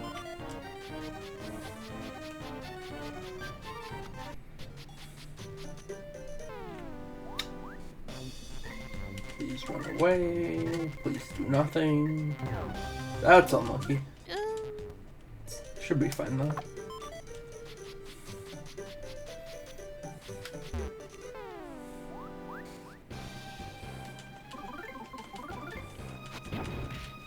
Oh god, those dudes. The antlions. Yeah, so we got the bug spray to kill the antlion because it drops a flea charm and it gets us to level 4. And I will definitely be saving before the next fight, because the next fight, I wouldn't say it's the hardest fight in the run, but it's definitely, like, the dumbest. Like, you have the least chance of, or the greatest chance of dying due to stuff outside your control. Trying to. I'm sure, like, once you get that, I will remember. So it's this cactus wolf guy. Oh, that dude. So ideally, I'll just throw 2 running bombs, and Facade will throw a bomb, and that'll be it. But things almost never go that smoothly.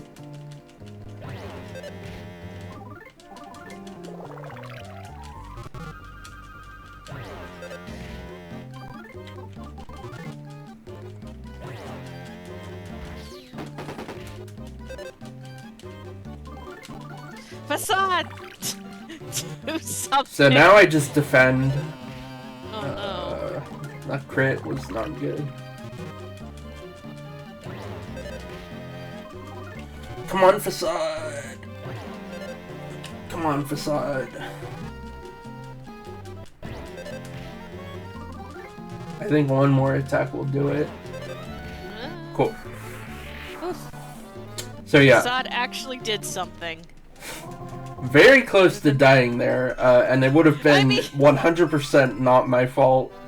Well, I mean, to be fair, that would be canon. That would, yes, you know, that is true. Facade just letting Salsa die to the cactus wolf makes sense, unfortunately.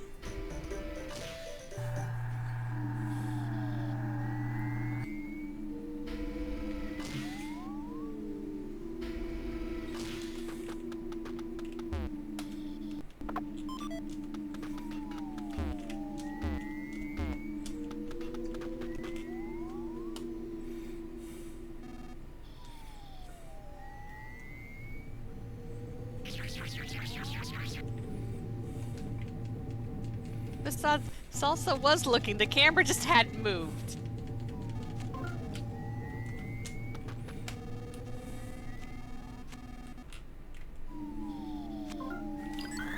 So I definitely need to heal after that cactus wolf fight. It's the instant revitalization machine, but you still, your HP and MP are healed, but you still feel hungry. Yeah.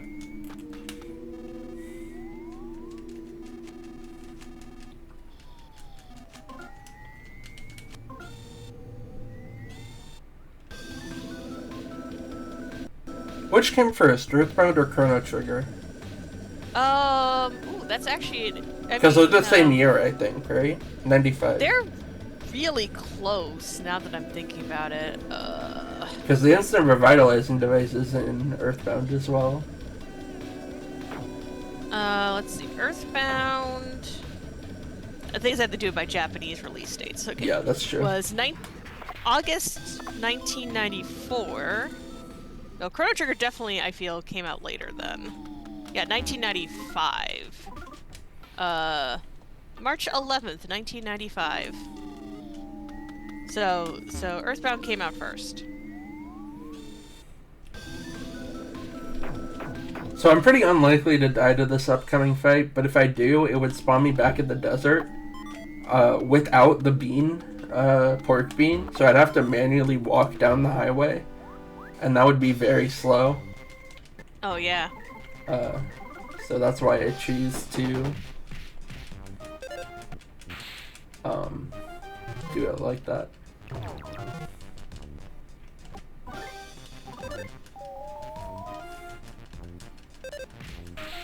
Oh, come on. Don't split. Don't split. Good.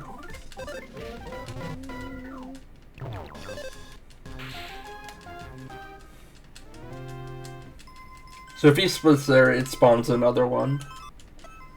Oh, yeah, I remember that.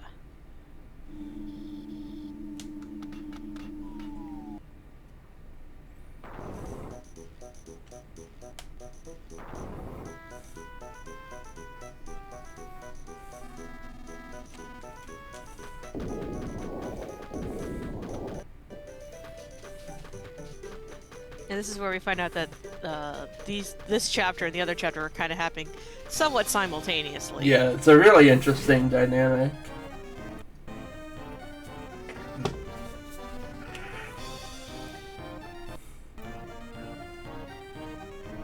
We keep being like, Save me! "Hey, save me, please." Duster's like, "Nope, got stuff to do."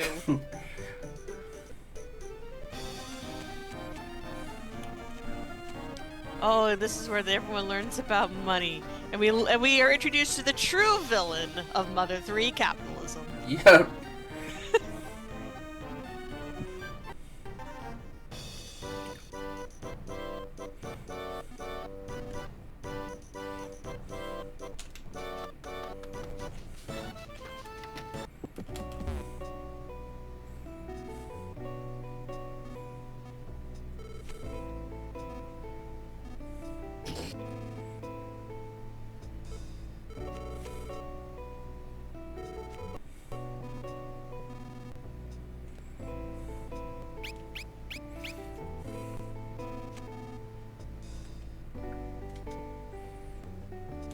So for these like quick time events where Facade makes me, or when Facade like points in a direction, I have to press that direction on the D-pad.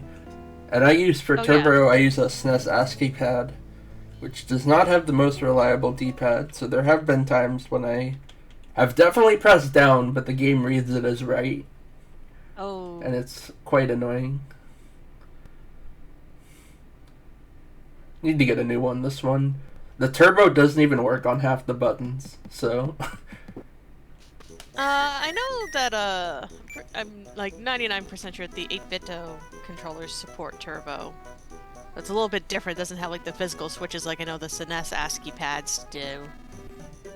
Can that work with a GameCube? Oh, that... Because that's...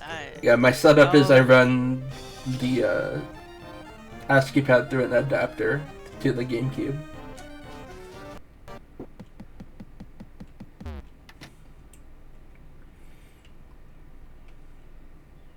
Yeah, that I don't know, but I basically use 8-bit controllers for PC is what I do. But I know they have like some adapters. I know they have like adapter for the original SNES. Okay, I'll look into it. Thanks for the recommendation. No problem. Actually, because I don't have to be holding turbo, I'll open a tab on my phone right now. There you go. Hey.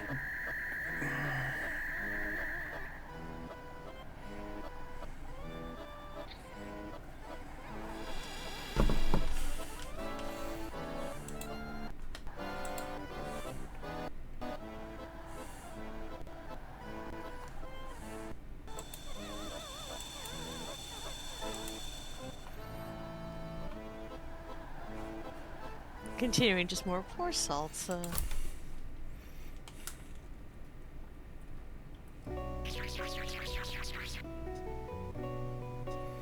Oh yeah, so something I should mention that I haven't mentioned yet is there is a cutscene remover hack being worked on for this game.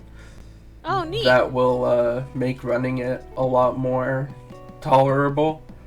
Because right now it only it basically just skips all text boxes instantly. It doesn't remove like cutscenes. Oh, right. Yeah, but it's being worked on such that eventually, hopefully, someday we can just skip all the cutscenes. I know,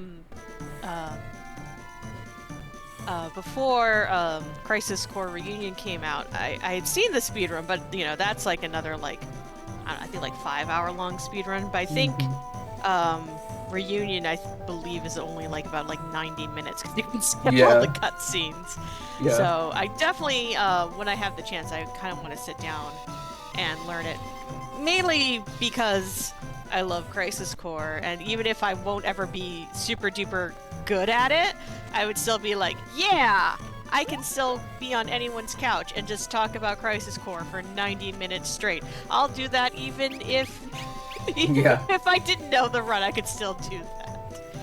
But yeah, but this is the part where I definitely got like tripped up, because I think, don't they put like a timer on this? Not really. I mean, they say Not they really? do. Okay. They say, okay, see? Yeah, So it's like a fake timer. Okay, see, I was playing this game like casually, like no guide. And so I thought it was like a real timer, and I was just like, I don't know if I have time to do this. And then it's one of those things where I never really got back to it. So. Yeah, he says like, oh, if you do this in under 22 minutes, you get a reward. But I'm gonna do it in like 3, and he will not give me a reward. No.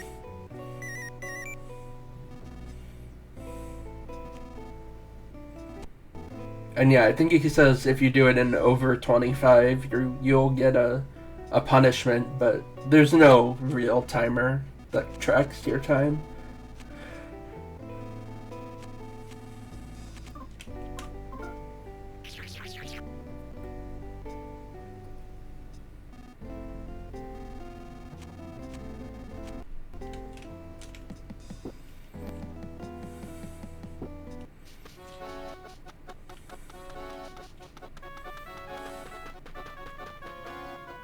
That's just like, see, you can't put that in there, not like, I don't know. That's just stuff to make people nervous. Also, I like the tank treads that got left behind. Yes, game has a lot of cute details like that.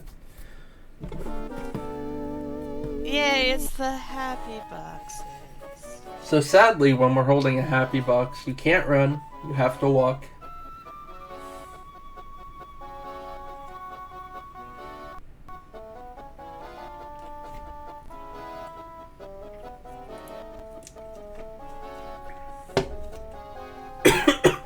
Excuse me.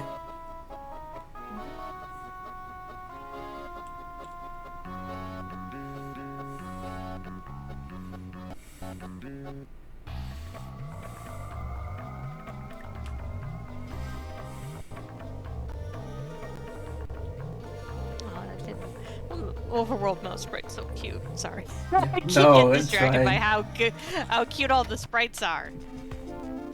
Yeah, this game does have fantastic sprite work. It was a very late GBA game, 2006. So they definitely knew what they were doing with the hardware. Yeah, the GBA is such an interesting system, like all things considered.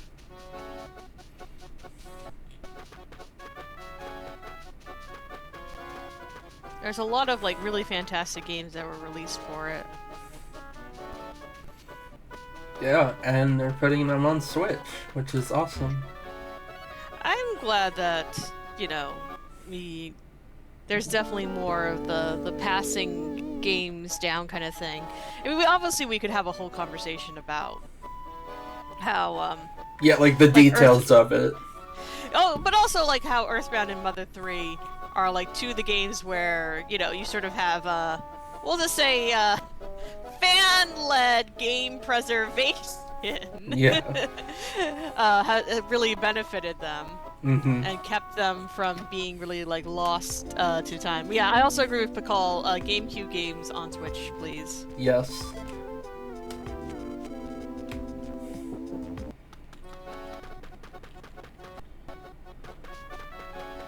I 100% agree with that. I mean, I should say my degree is in history, and I used to work at an archive, so I'm very pro preservation, obviously. And that definitely extends to video games. Because there's so many neat little things, especially when there's like neat things that have like this sort of like long-lasting outsized influence, and sometimes it's hard to track that because of like the language barrier, and also because of the cultural like shifts. You know, like there's like definitely something to sort of discuss when you talk about how in Japan there was never really a game rental market. Like that didn't happen the way it did in the West, and like what are the sort of knock-on effects on like something like a JRPG, where if someone has to buy it in order to own it, like you're going to make sure they kind of get their money's worth. And that's sort of why you have this, I'm not gonna say reputation, I mean, you know, why like, you know, in JRPGs you might have like some of like the extra amount of like grind, quote unquote, you know, to kind of fill in the game. Bombs. Yay. Yep. Second to last time I'm gonna hit that thunder bomb box.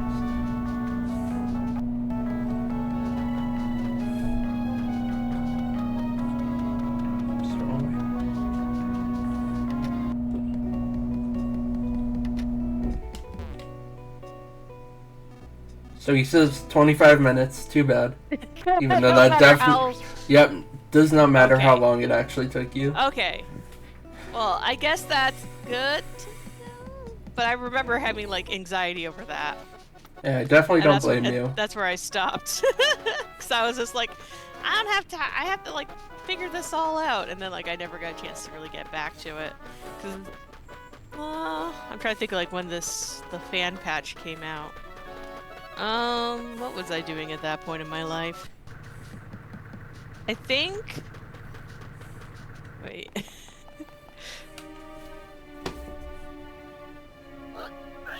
Fala, what were you doing in 2009? I don't know.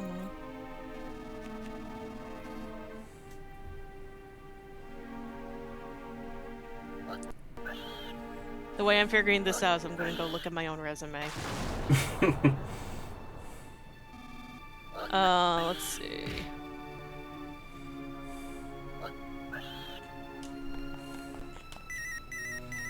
Okay. That's when I was working at the call center. Okay.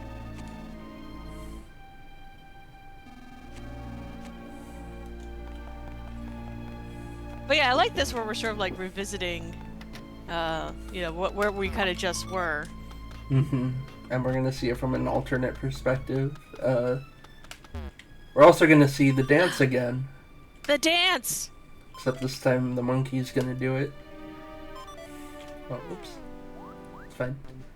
These guys are generally grouped up such that you'll run into one. More butts!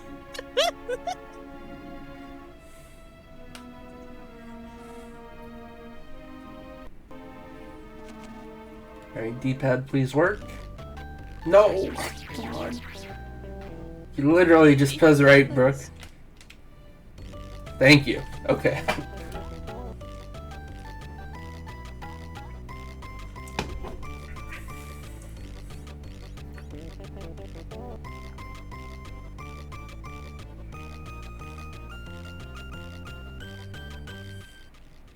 Also very good dance music. Yes. Someone please go to your favorite club and sneak in those dance tracks and see if anyone pays attention. I don't know, like now I'm like on OC Remix, are there like actual like full like club remixes?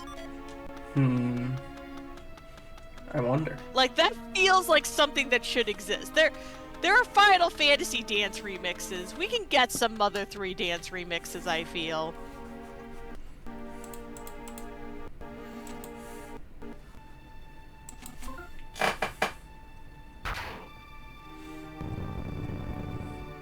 So here we're gonna see Duster, Kumatora, and Wes as they were falling down further, you know, showing how the chapters are overlapping.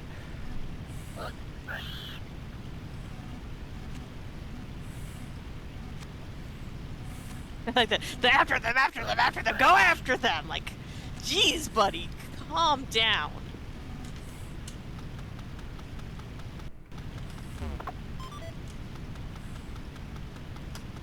So after that cutscene, the enemies in this room despawn. Well, that's nice at least. So I can grab those items without having to worry about getting into an encounter.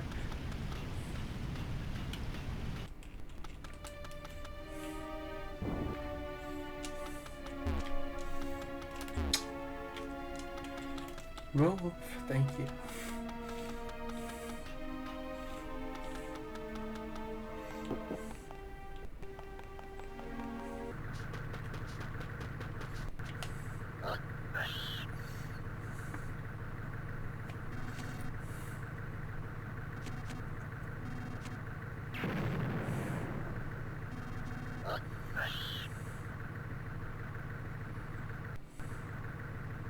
I like how the tanks are just gone. Yeah. Well, they'll make a comeback, but for now, yeah. They just got the tanks out of there real quick. They just despawned.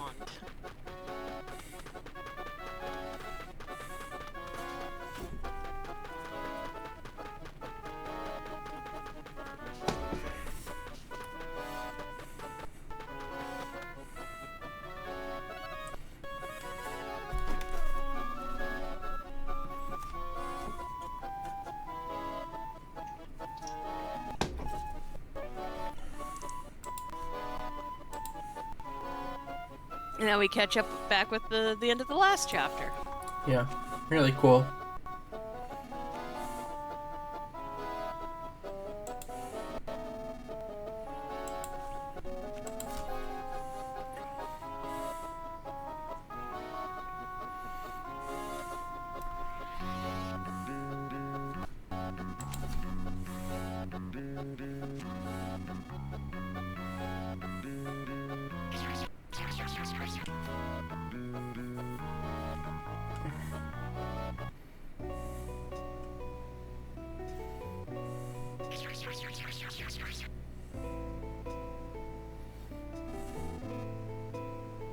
Poor Salsa.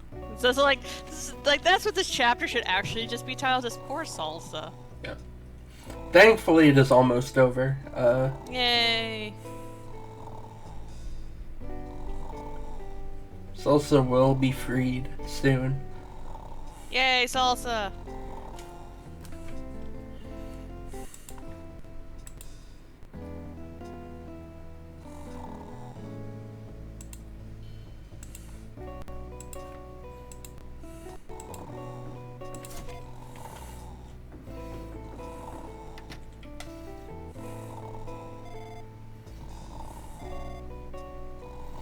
Oh yeah, so Kumatora used her super psychic abilities to recognize that Salsa was in trouble, and that's how we get busted out.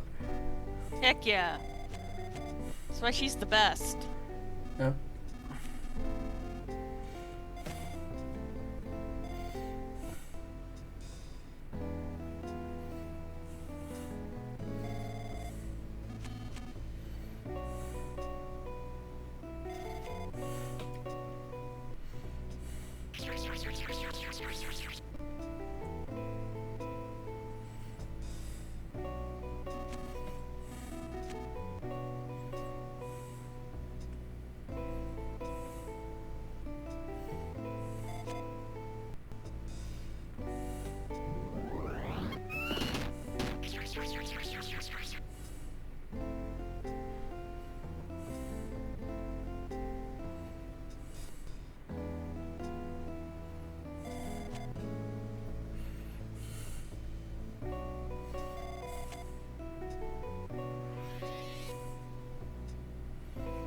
I like the little flashes that let you know.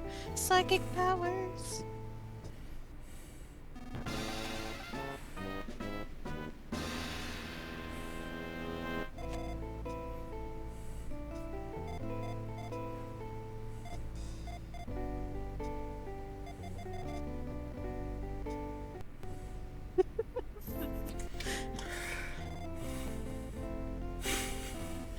I love her little skedaddle. Yeah, this game definitely Right, has it's a so good sense of humor.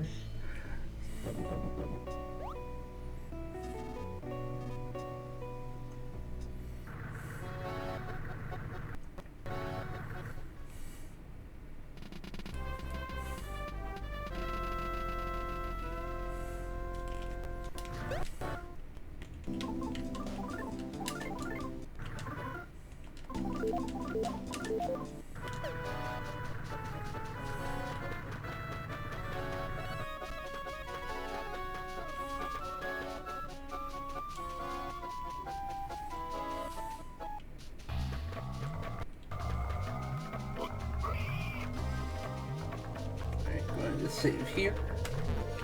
Yay, frog friend.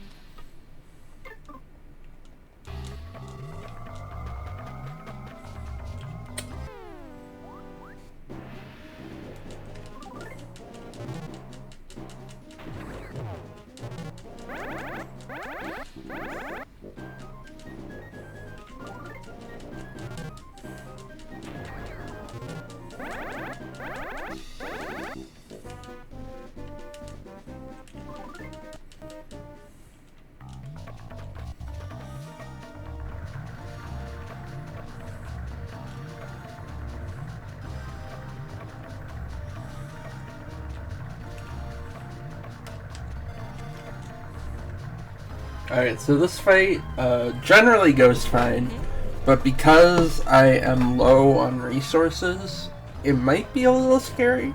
This also has a good amount of beef jerkies, so it should be fine, because he's going to be dedicated to our main healer. Yeah, the real pinch of not having like a dedicated healer in this game for like a pretty decent amount of time, if I remember correctly, from like watching other speedruns. Like, right? Because it's not until we get Lucas can heal, right? Lucas and Kumatora a little bit. Okay, yeah, I know Kumatora is mainly like a, to use Final Fantasy terms, like she's mainly like a black mage. You could maybe do like a little healing. Mm-hmm. But yeah, but at this point, I don't think she has any healing spells, right? Yes, that's correct. I mean, it's an interesting thing, you know, of, you kind of don't really feel like the pinch of, like, not having a healer, so you don't have a healer in your party.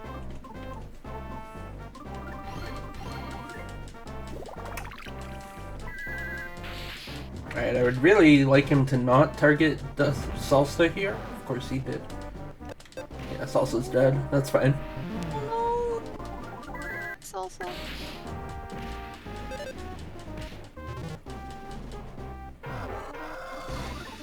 Actually, Kumatora does have life up alpha. I was wrong. Okay.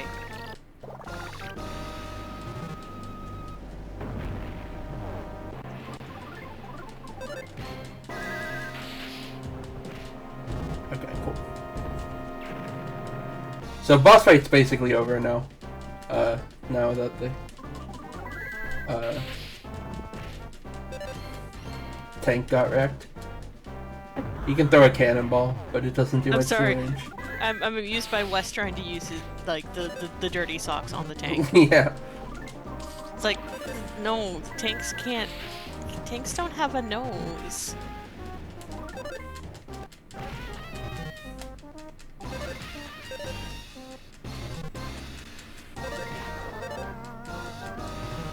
Wes, stop throwing socks! Like, seriously!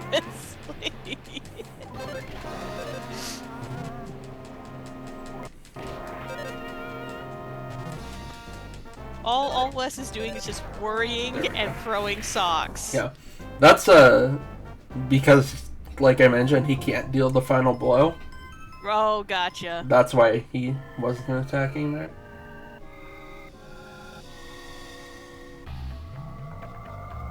Alright, past the first 3 chapters. That's what we like to see. Deathless.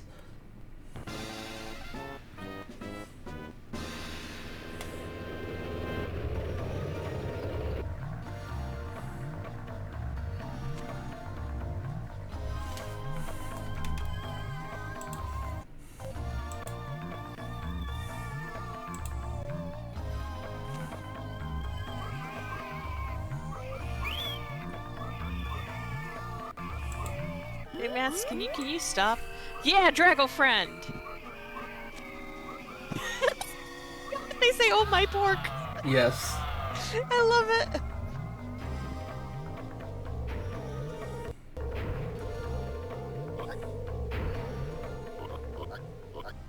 And this is just an awesome scene right here.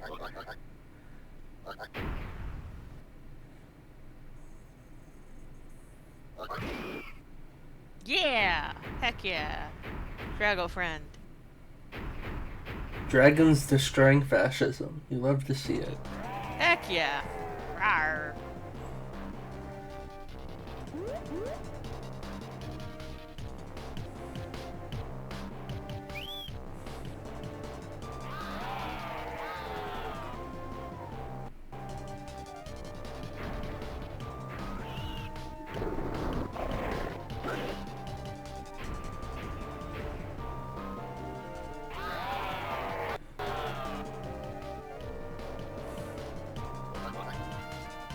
See, well, I definitely appreciate the concept of the cutscene skipper, but then we don't get to see the Drago, like, you know, kicking butt. Yeah.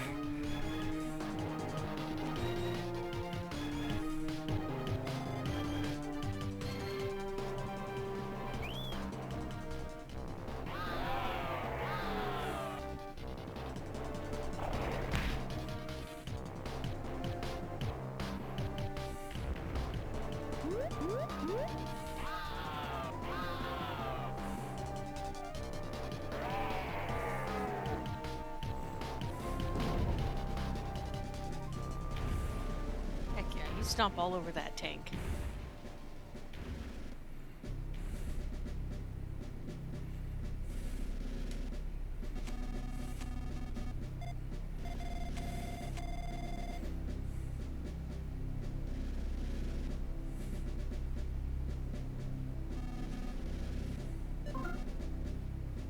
Alright, it's time to have an exposition dump. Luckily, we don't have to sit through it. I like that. And that's everything that happened.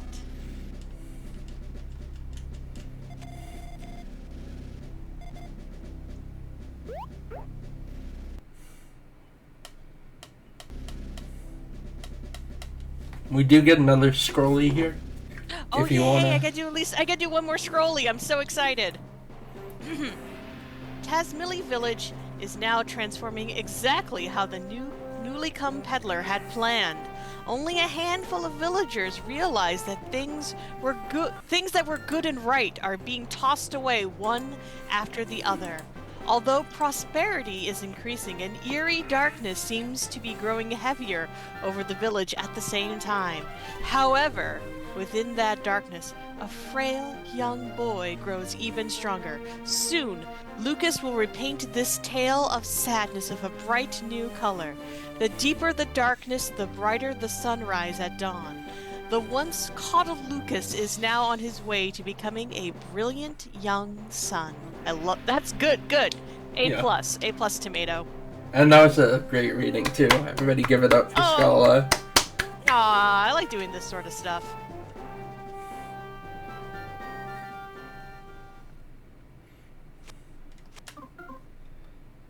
That's that frog that we didn't see, but we still love in our hearts.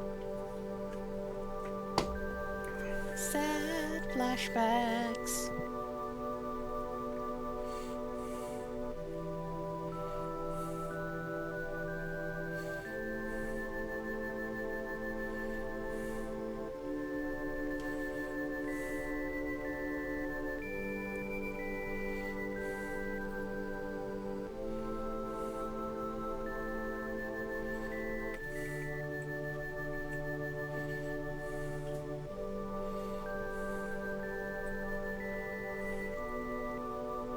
And then, like, what you just saw 5 minutes ago. Yeah.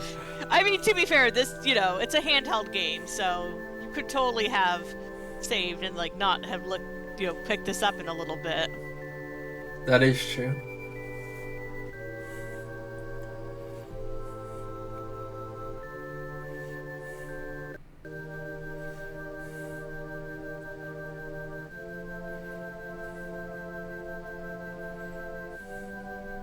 And now we're 3 years older.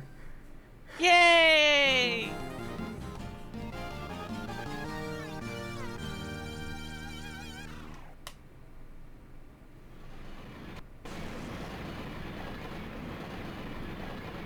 This also kind of lets them kind of cover, like, amount of change that's happened in the village. Mm-hmm.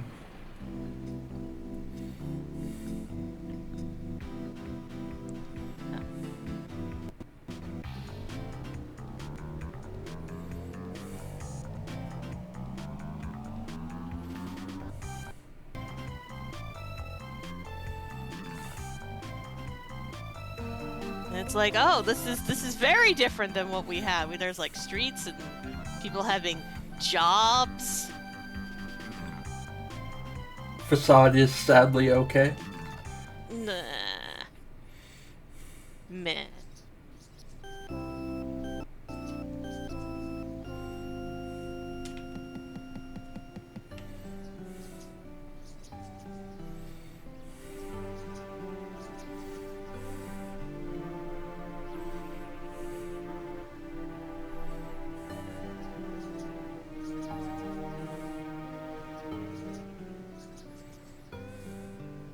Aww. Memories and all that good stuff. I like the fact that they kept some of like the older technology, like the spinning wheel, and you have like the goats and stuff. Mm-hmm. Boney!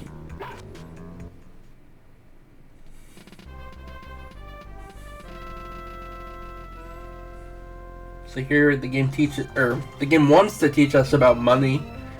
But we're just gonna skip the money tutorial. We don't care about money.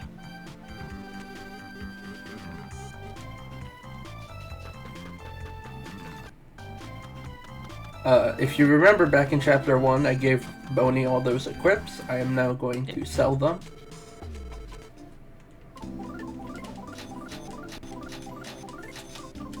Unfortunately, we must interact with money. And I bought 2 fresh eggs, which... Excuse me. Pardon? Excuse you? We're trying to move here. The fresh eggs will hatch into chicks, which will grow into chickens. And then I can sell them for a lot of money.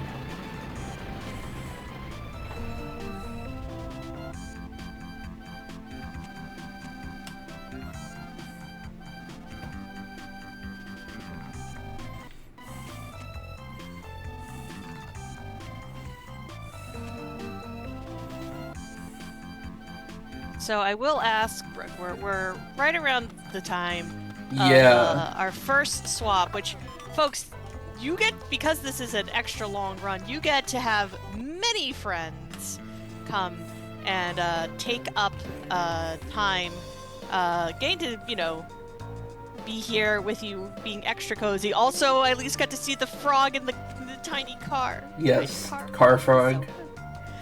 Do you have like a good pause point before we kind of get I'm trying to think. The meat of this chapter?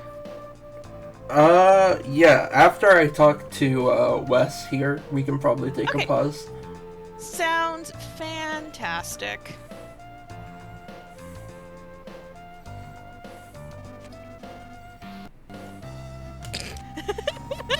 Fasade's like, I see you tried to iris in on me. You stop that.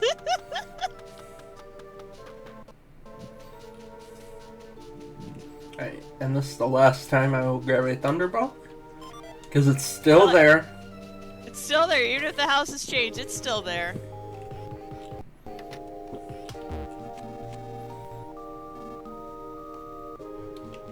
Alright, we can break here. Sounds like a... What is... You know what? Perfect. What? Sounds like that is the perfect screen, I feel, to leave it on.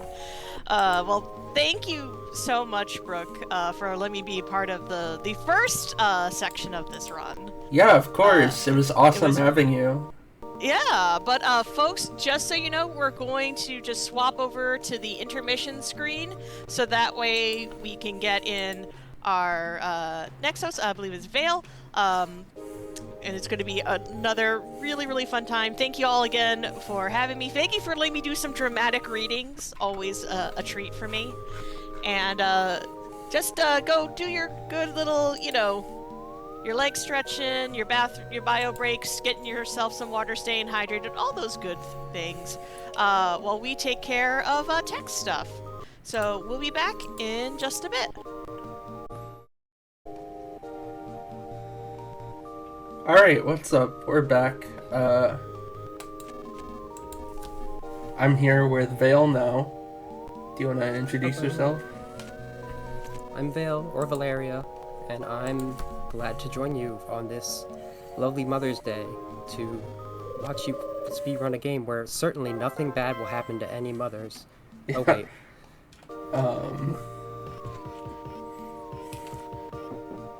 So, that's a very different house than it was before. Yes, so a lot of things changed during the time skip. Because Millie has been modernized. It's, you could say, worse now. Did I grab this? I did not. So we get a cameo from a very special NPC. I recognize that sprite. Yeah, I don't know why they have a sprite that looks just like Mr. T in this game. It's kind of like really weird and out of nowhere. Because it's directly from Earthbound.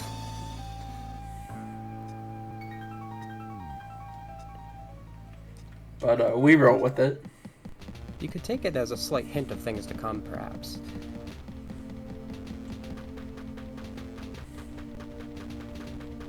You could also take these weird chicken snakes as a hint of things to come.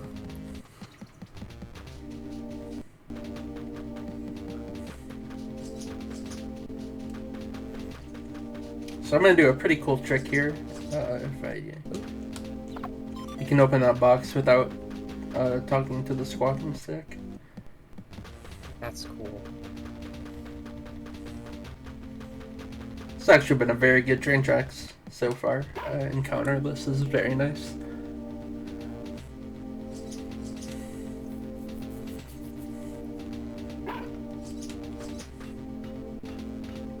Mysterious clothing.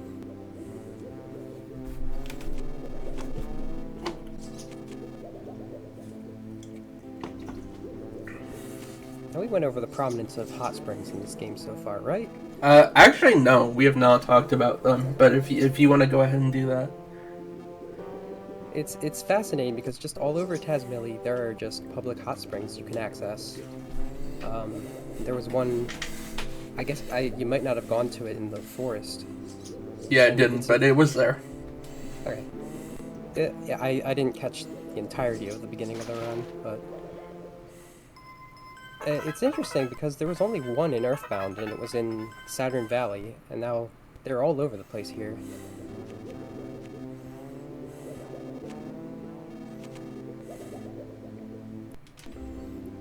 So we learned PSI from Ionia, that Mad Gypsy. We have Life Up, Alpha. Oops, that's not the movement. Okay, this will work.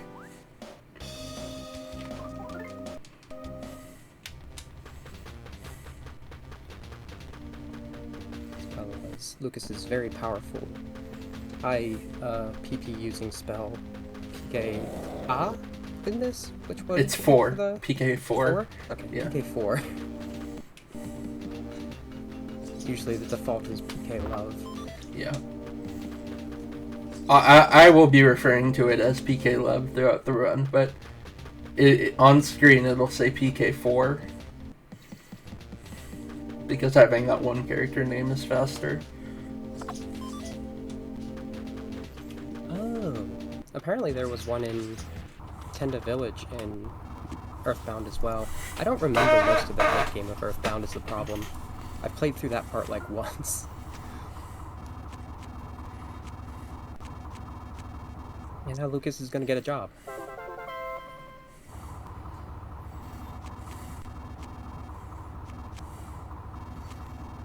And just as a reminder, submit to last 2023. Excellent.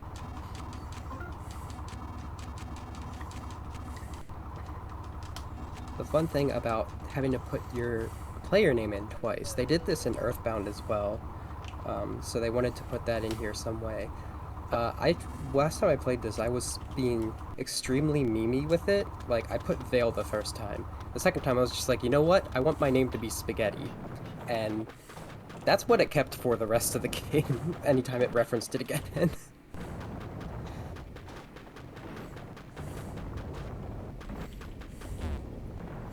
But it is a funny little bit because it's like, to sign on to doing this job, the pig mask is like, I need to know the name of, you know, that person behind the controller. Yeah, it's a really good, the fourth wall break.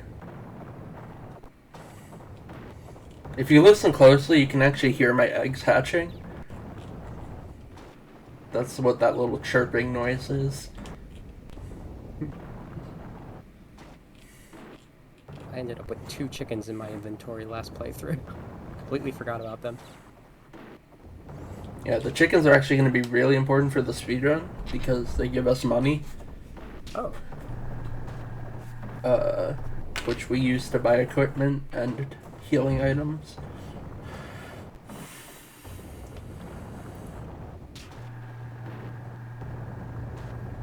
That might have been useful for my run. I struggled a lot my last run.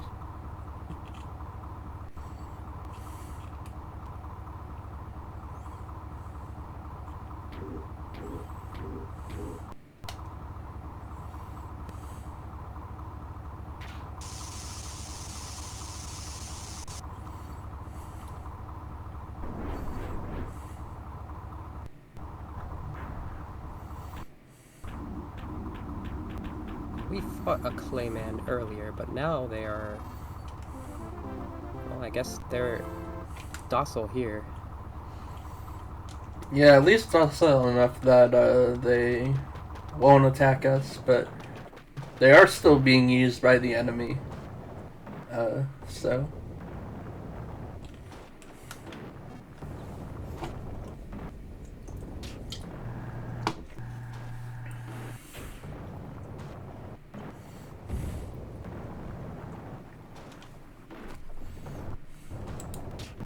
It is nice that they let you ride up on this elevator instead of having to go up the ladder manually.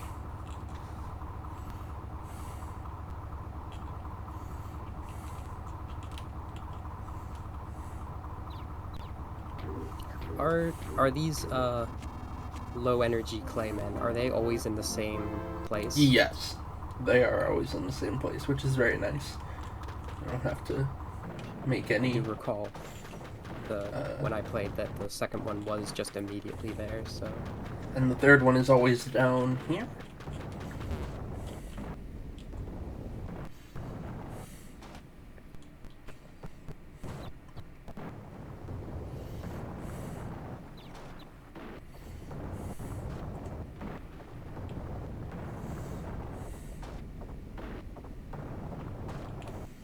Bring it up, Clayman. This is a speed run.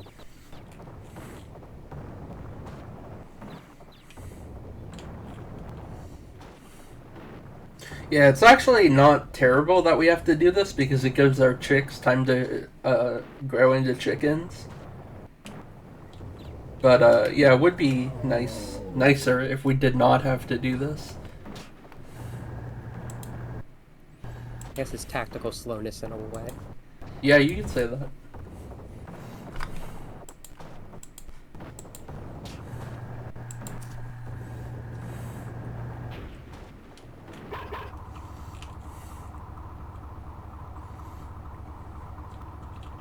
I don't think we went over the actual story that's going on here.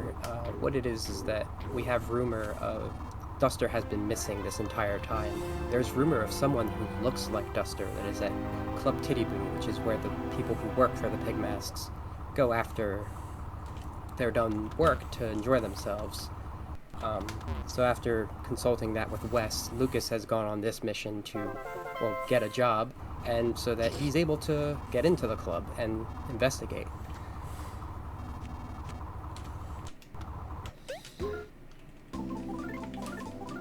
A little late in the day, but maybe we'll get there in time.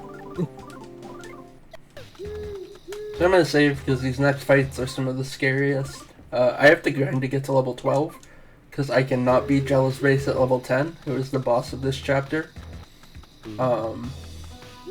So the way we grind has actually changed over the years. We used to fight Australophants, but it was found to be faster to fight these dogfish instead.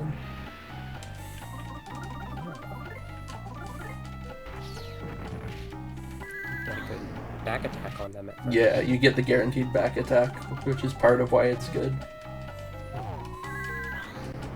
I can also vouch that, like, just a couple levels makes a huge difference in this game in terms of being able to face an enemy. This area is actually, these chimeras here are very powerful if you randomly wander into them casually. You have to be prepared or run. Yeah. Alright, so I really don't want him to call for help here. If he does, that's quite bad. Okay. That's fine.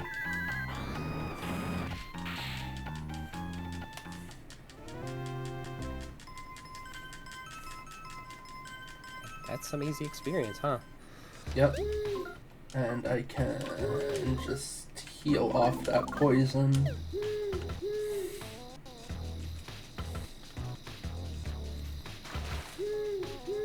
And I'm gonna go to the left here and grab a few items.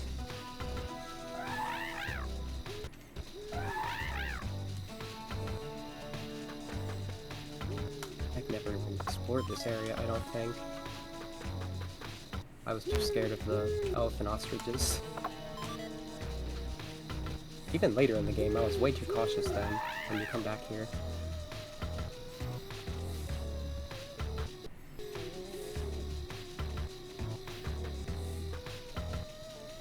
And now I can take the rope way up.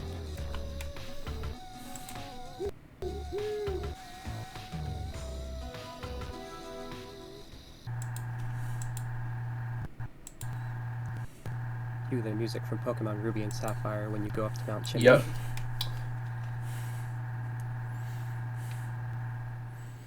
I remember someone in chat earlier said that the music font reminds them of Pokemon, and I definitely agree with that. It also has a lot of the font from, like, Golden Sun, and that's a combination that I love that I wouldn't have expected anywhere.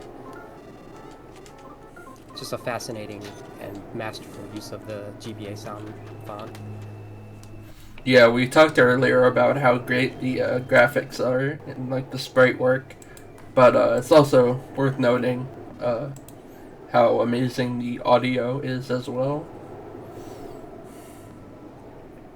Speaking of graphics, it's probably worth noting that you see the sign there glowing DCMC.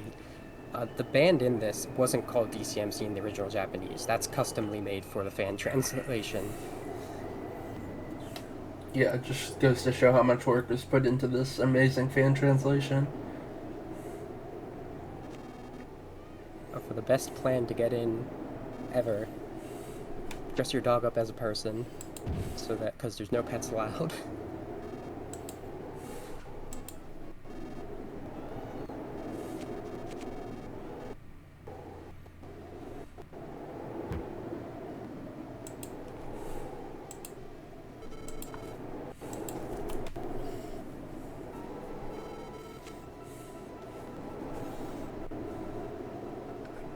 Character looks familiar, but I don't know. Violet. Yeah, I've never heard of a Violet before.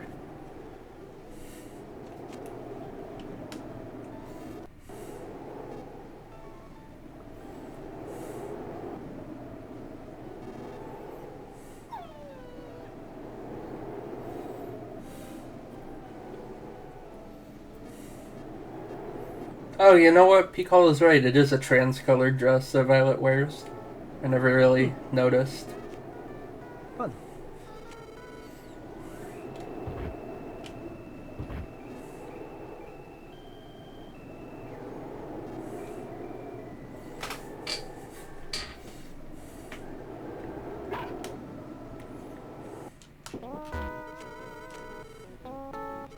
A fairly cutscene heavy part of the game too.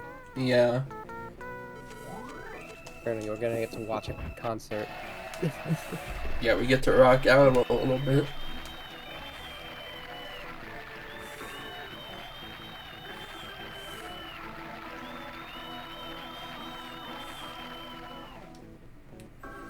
So this is one of the talk to everyone screens that are oh so common in RPGs.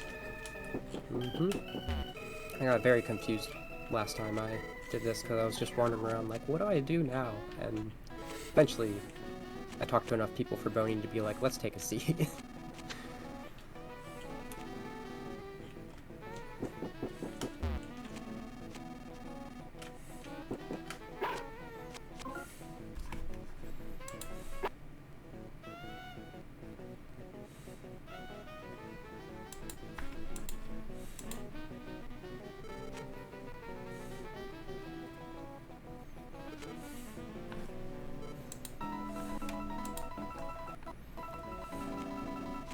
Oh, hey, it's Thomas.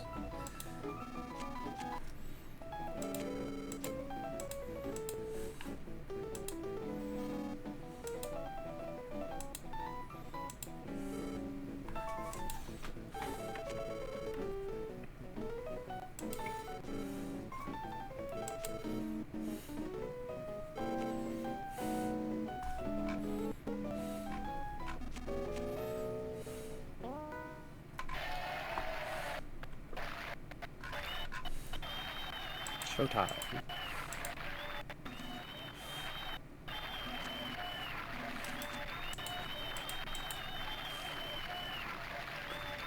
We've made it just in time for the encore, specifically.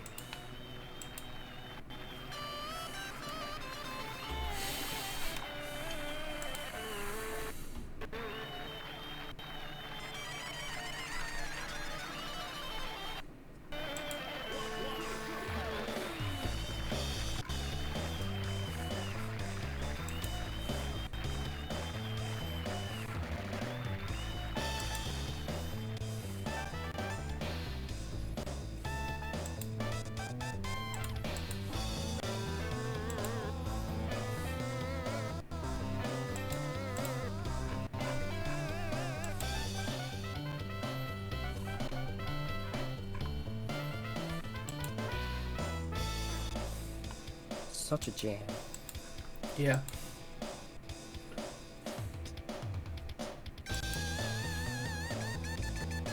It's funny because, of course, like, if you could skip this part from the speedrun, you absolutely would. Yeah.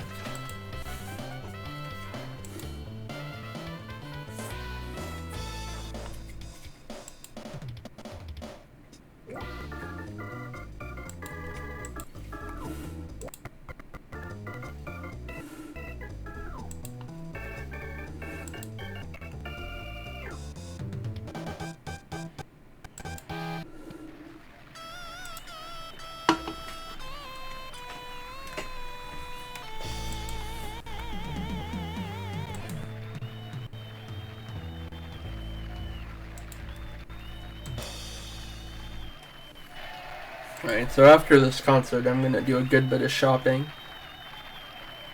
Gotta stock up. Yeah, I'm going to buy the DCMC hat for Boney, which is gonna help him survive the Jello space fight. But first, to get money, I have to sell the chickens and all this junk.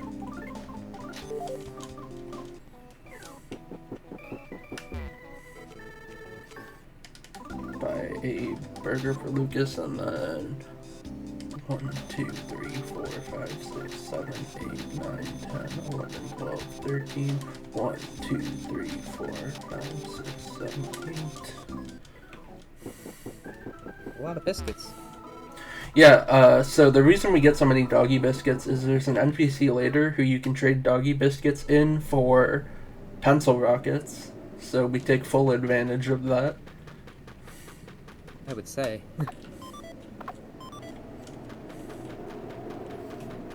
And the fun thing about, like, having, like, a concert in this game is that there is a remastered soundtrack. And you get stuff like that, like particularly notable tunes, nicely remastered, sometimes with vocals. I would listen to that album a lot back in the day.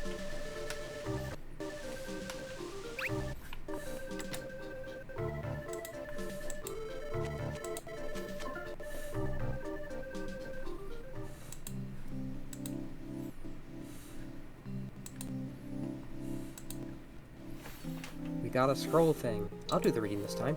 If you want, go on ahead. After showering, the three conversed at great length, almost as if filling in the 3-year gap that had separated them. They discussed the rescued monkey, they discussed the hummingbird egg from Osohe Castle, and how it went missing. They discussed the fact that one of the DCMC band members appeared to be an amnesiac duster. And they discussed the mysterious army that had radically transformed Tasmelia Village. As if assembling the jumbled pieces of a jigsaw puzzle, they told each other what they knew to put their thoughts together. The coming battle will not be easy. This, more than anything, they knew all too well. I want to be stronger. It was around this time that Lucas truly began to have such feelings.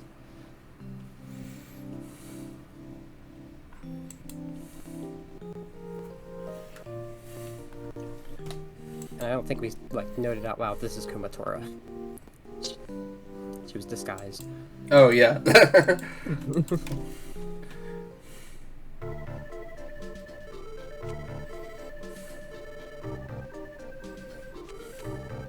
Alright, so we're coming up on one of the hardest parts of the run, the attic into Jello-Space fight.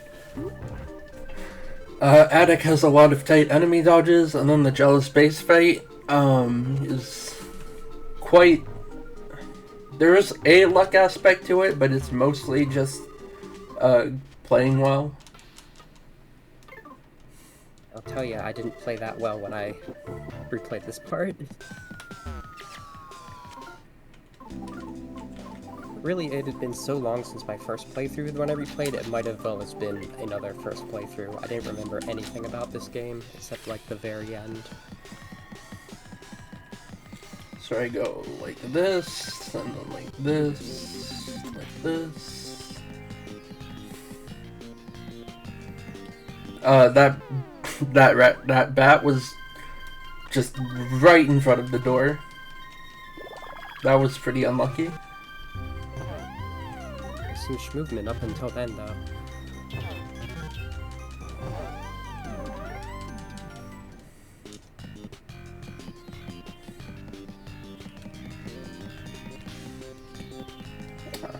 Got clipped.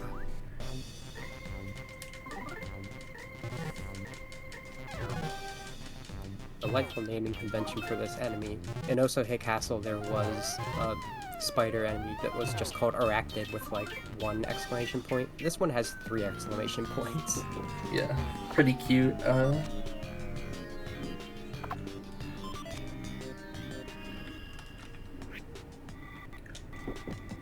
Alright, definitely want to save before Jealous Base. The good news is I do have the extra sprinting bomb. Sometimes you have to burn your sprinting bomb on the grind, but I did not this run. So that should hopefully make things better.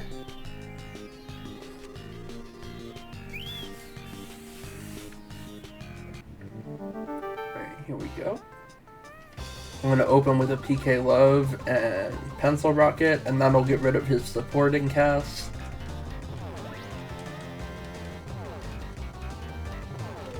The main attack you have to watch out for is called Jam Session, which they all just do attacks sequentially.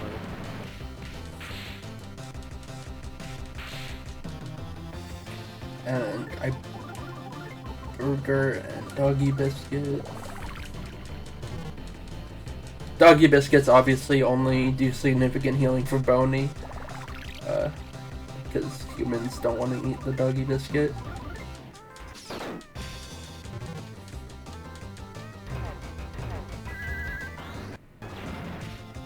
I am going to take a heel turn here. I think that's the smart thing to do.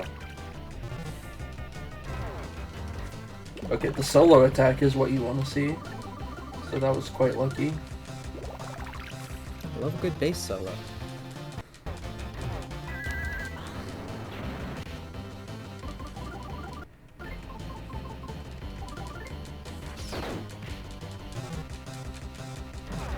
It's fine.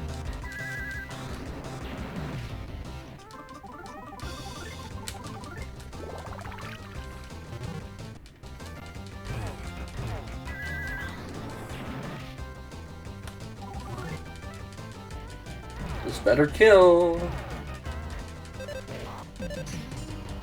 Boney died. That kind of sucks, but It's like a literal like second too late. yeah.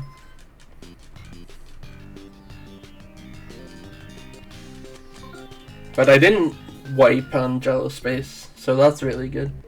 That's all you can ask for in a run sometimes. Yeah, especially like a marathon run like this.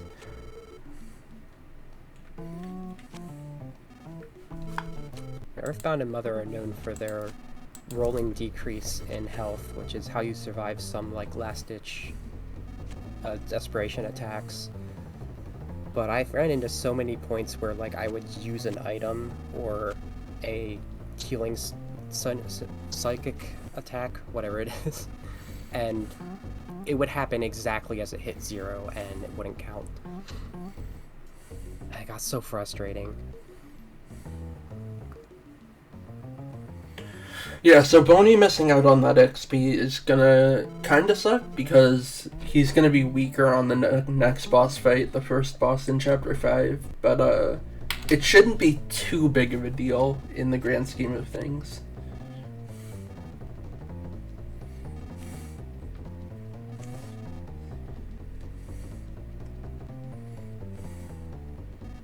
We're confident this is Duster, and the band members have this way of leaving things to fate, which is basically you do rock, paper, scissors with each of the member, and if you win every time, fate says, alright, I guess you're right.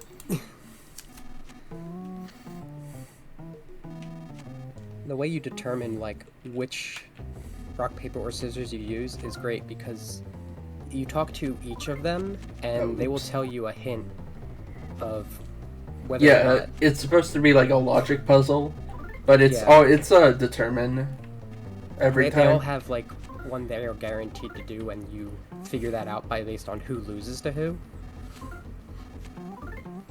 But yeah, it's predetermined. Alright, get ready for the GBA voice acting.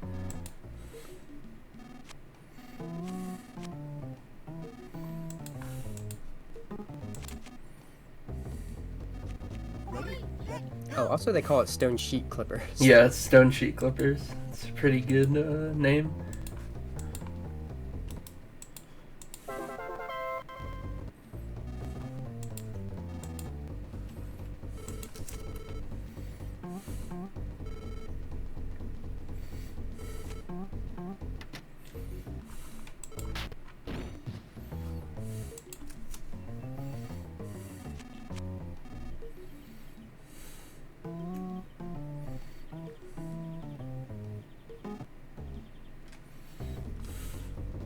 Got a fairly emotional moment coming up soon. Yep.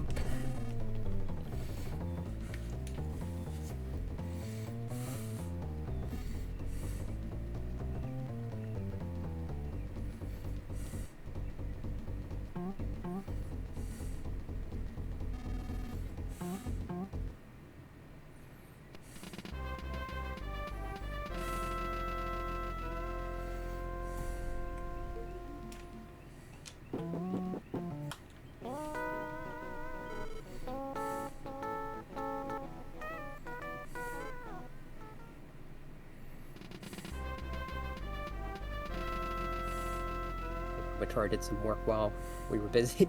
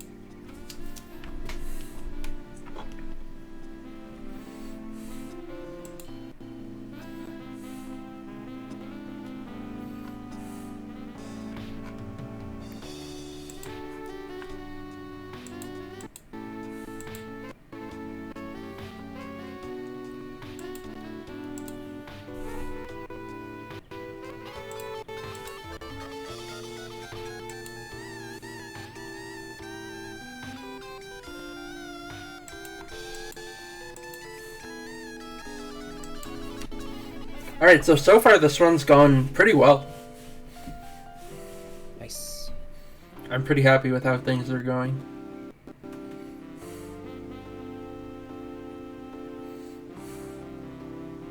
I considered offering to narrate the lyrics as well, but it really, like, you gotta just imagine it to the music. Yeah. I don't know how to sing it to that.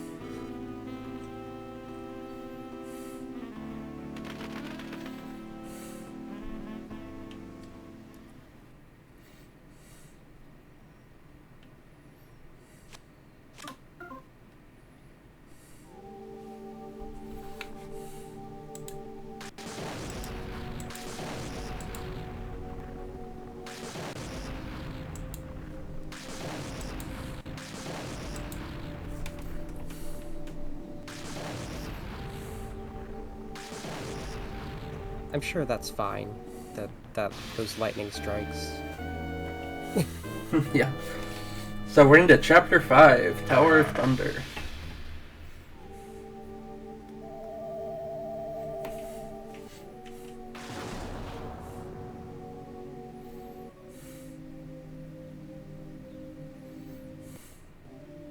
Nice little flashback here.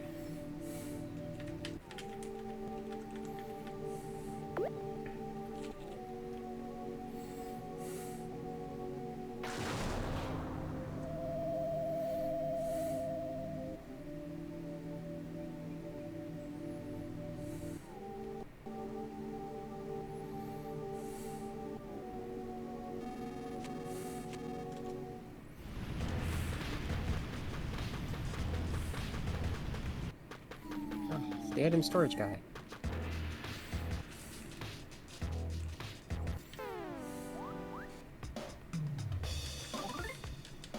Good. That's a really good runaway to get, because that guy can do an AoE fire attack, which can be pretty scary.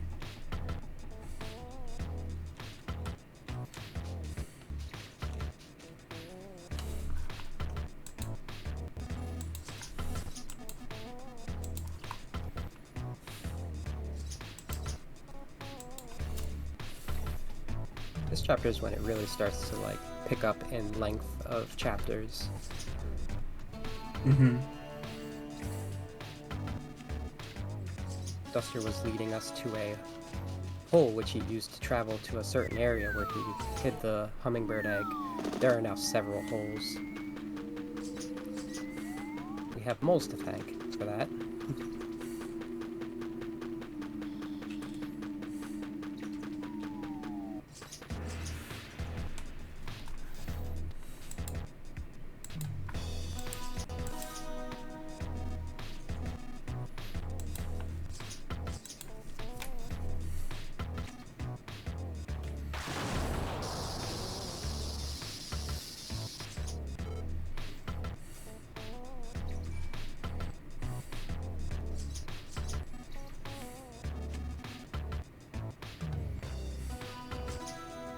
Don't worry, guys, it was just lightning. Yeah, I just got hit by lightning. No big deal.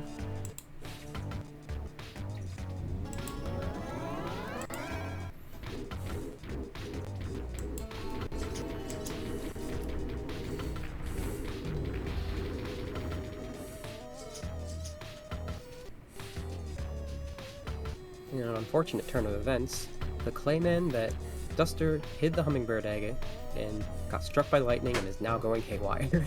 So we have to chase it.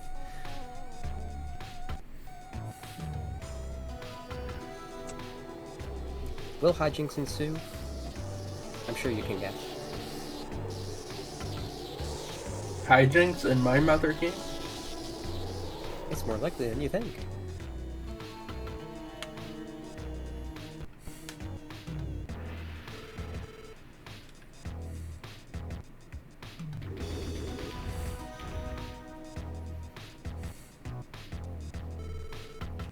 Delightful little biz. That sign right there says that this is the Tower of Love and Peace.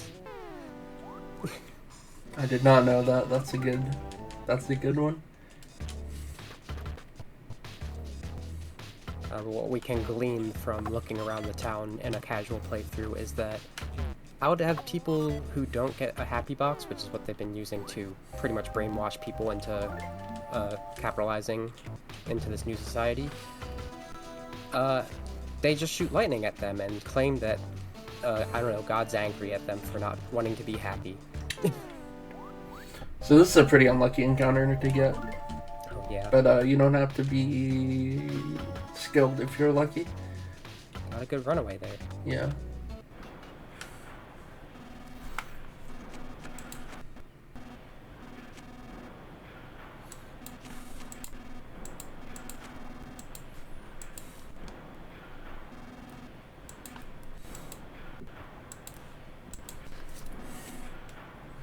Also, that sacred herb I picked up on the path was technically optional, but it's going to make the money routing a lot less tight in this chapter.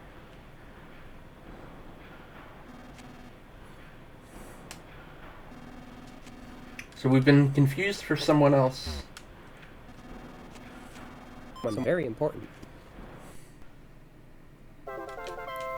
Surely we can use this to our benefit.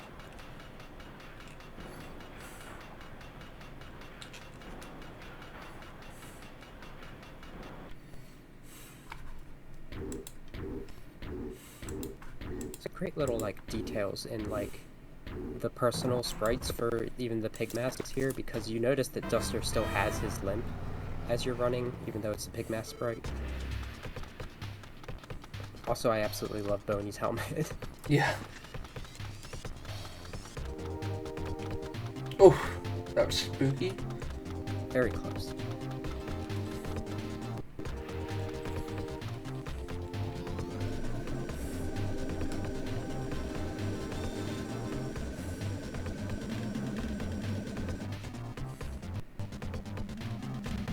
Keep calling Lucas the commander. And as a result, they keep giving him nice things. Such a support beam, like the one that we rode as Salsa.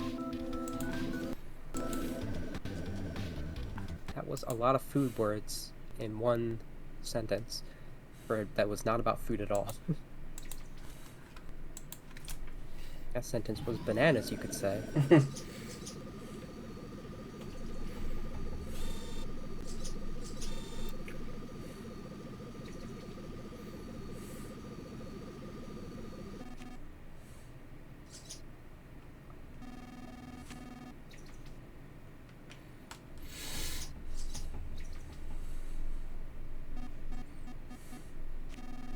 This is the same pork trooper that was at Club Titty Boo and was like, you smell like a kid and a dog, I don't like you.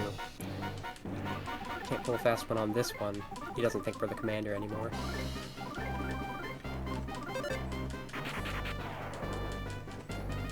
So I'm gonna lower his offense, offense once, and then defense 3 times. Right now I can only lower defense with Duster. But most importantly, I stunned him using the DCMC hat,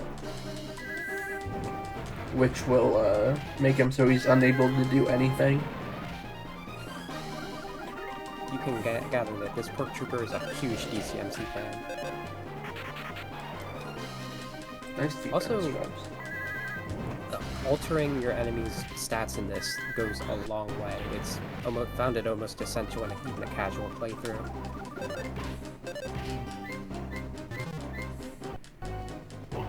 Okay, cool. So that would have one-shot Kumatora if I had not offense down.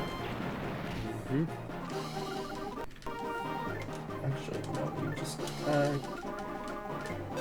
Uh-oh, that's not good. Okay. He wasted his turn, thankfully.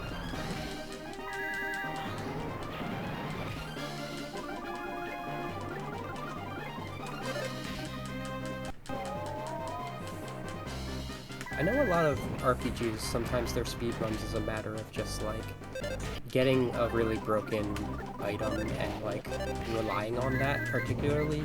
But what I'm gleaming from this run is it is very similar to the strats you will do casually, it's just, like, optimizing them to their best.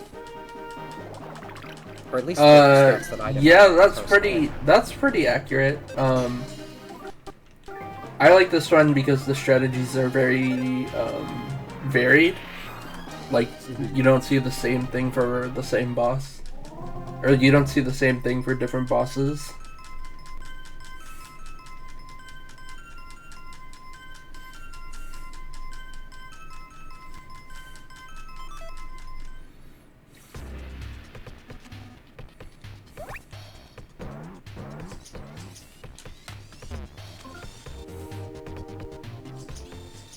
And now we get access to a port beam that we can control.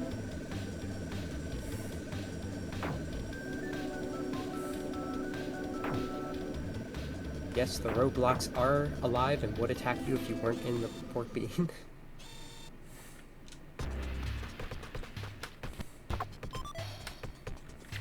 And we are going to start the mouse quest.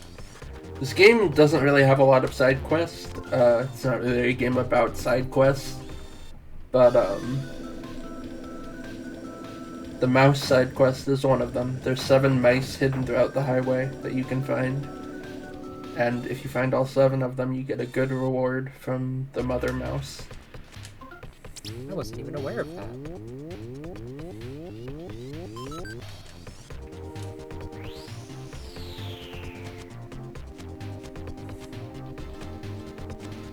So here's where the game explains feeling feverish. Basically, when you're learning a new PSI skill, you can't run. It's a pretty annoying part of the speedrun. Fun enough, casually, you usually experience that back in Osage Castle when Kumatora will first do that. So it goes to show how much I guess you skip by not experiencing it until this point.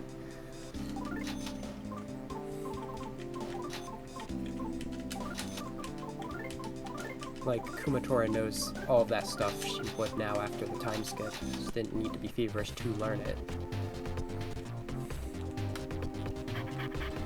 Alright, now we're gonna trade in all our doggy biscuits for pencil rockets. This takes a while, so if you have anything you want to talk about, now would be a good time.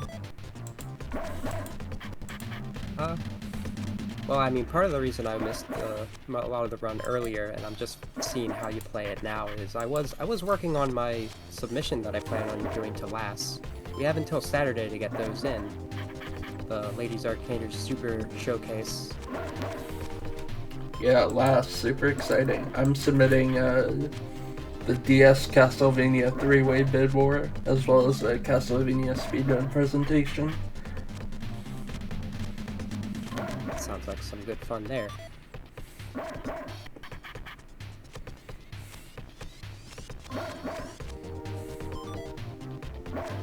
After you get all these pencil rockets, I imagine Boney becomes your explosives expert. Yeah, Boney and a little bit of Duster. But mostly Boney, yeah. I too ended up making Boney my explosives expert, but that was even casually.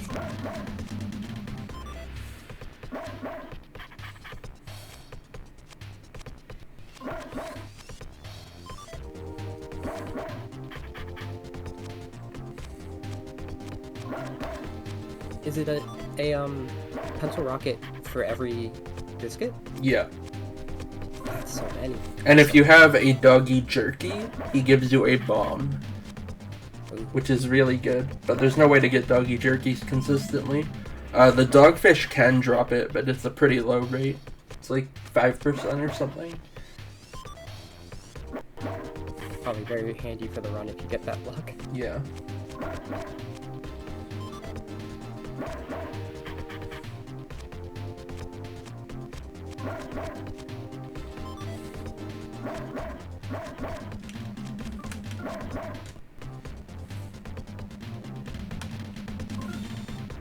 Luckily, you have the pork bean for when you're feverish.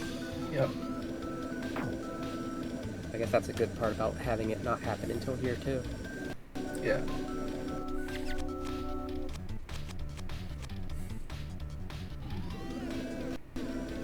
Alright, that's one mouse. That's 2. I talked to 1 on the previous screen. Oh, does it include the one you start, or did I just miss it? No, you missed it. There was 1 on the screen with the dog. Oh, that's why you went to that corner. Yeah. Make sure to heal.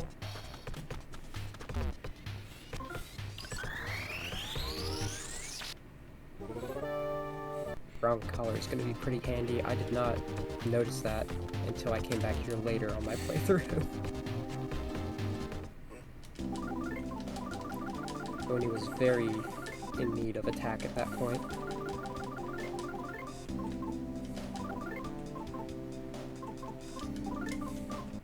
Oops. Need to withdraw some items, please. Brown collar.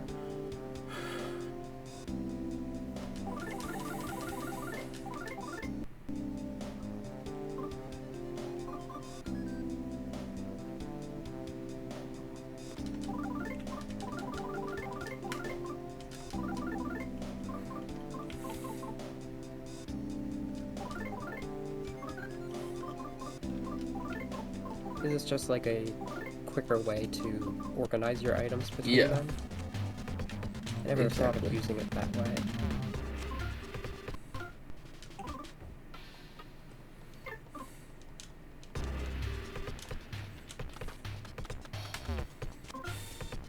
It's impressive the places that item storage person shows up in.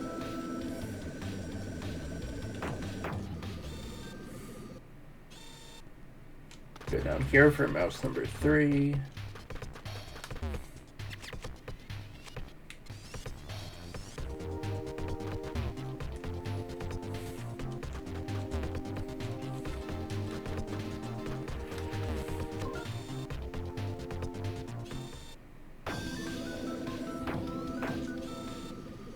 Don't forget to equip the brown collar onto Boney.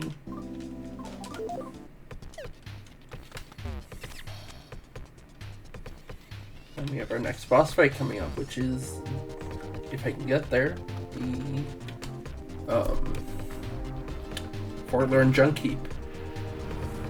This fight can be a little scary. I am going to opt to,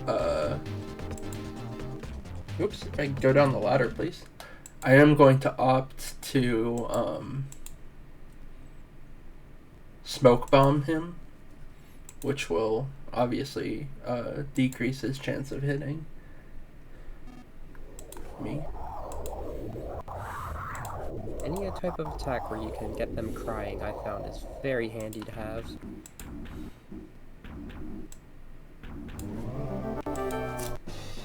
The amount of accuracy increase it does can make the difference.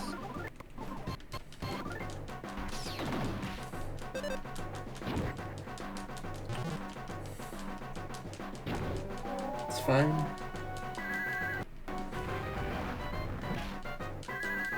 Also, PK Fire can burn, which would be nice to see.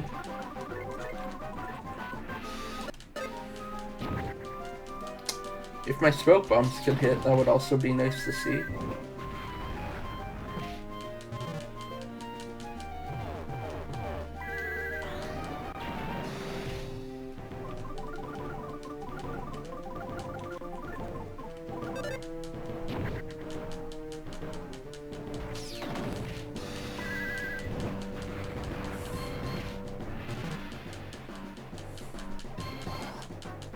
It's fine.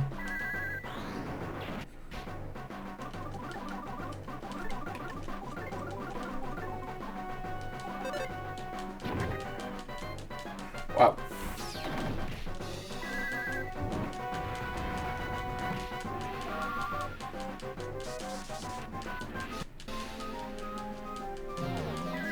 Good.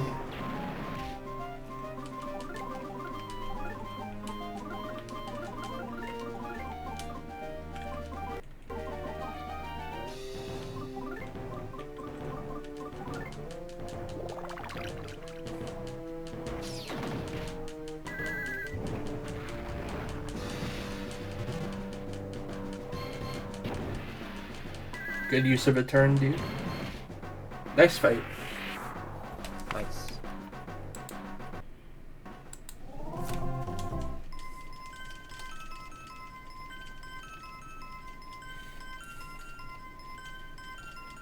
Was pretty unlucky with the smoke bombs, but he didn't do any really dangerous attacks, so it was fine.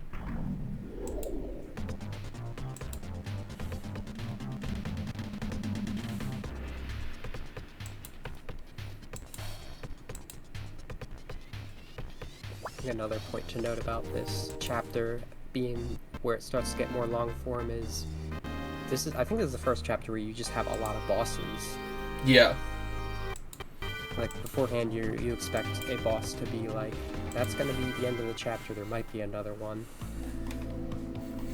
This chapter is kind of like the boss rush, but the thing about this chapter is they're all pretty easy. But it's a good example of the snowball effect I mentioned earlier. If you die on one boss, you'll miss out on experience, and it makes the next bosses harder.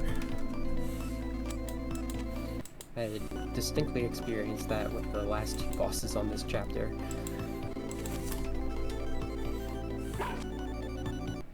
And Duster has his memories back. I don't think we actually mentioned that he had amnesia, but that's why he thought he was lucky. Yeah.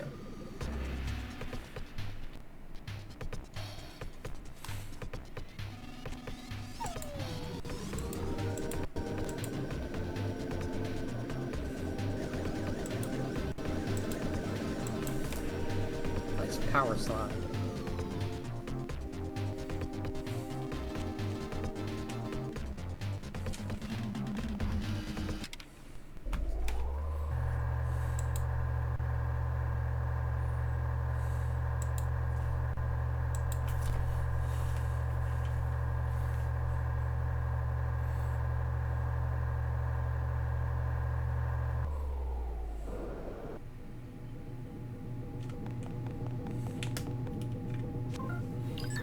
Heal up.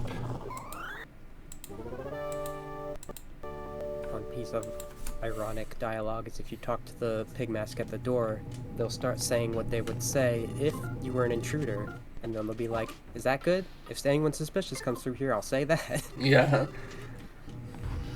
I did a playthrough not super long ago where I read a good bit of the dialogue, and that was one that stuck out to me.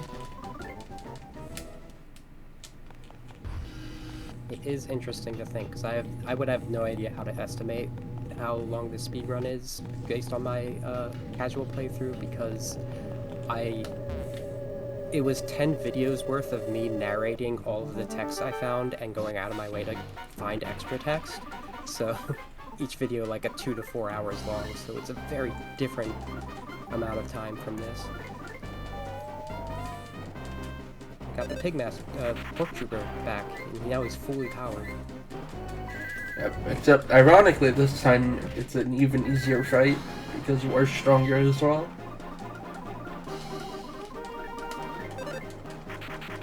Some lovely irony there. Sometimes I go for the combos for fun, but yeah, they are slower.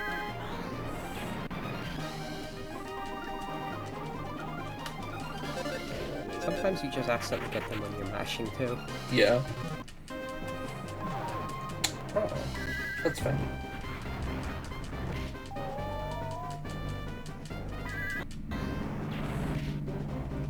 Take advantage of that roll down health.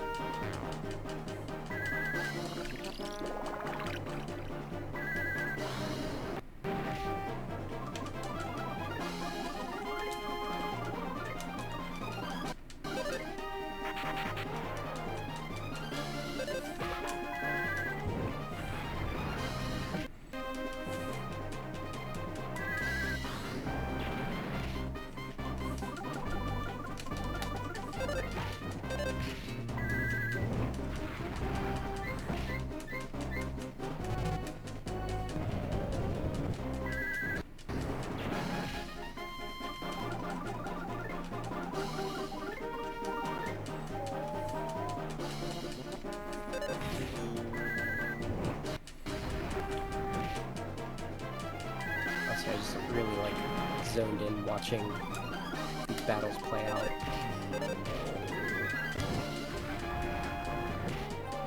Nice double burn. Should be dead soon. Oh, yeah. There we go. so jealous that it lost the battle.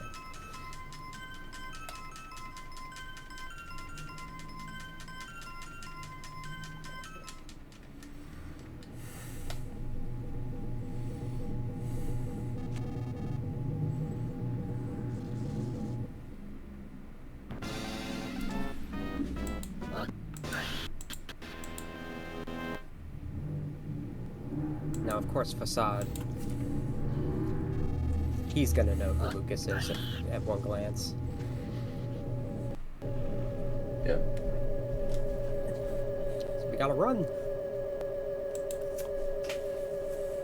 So check out all that DCMC paraphernalia.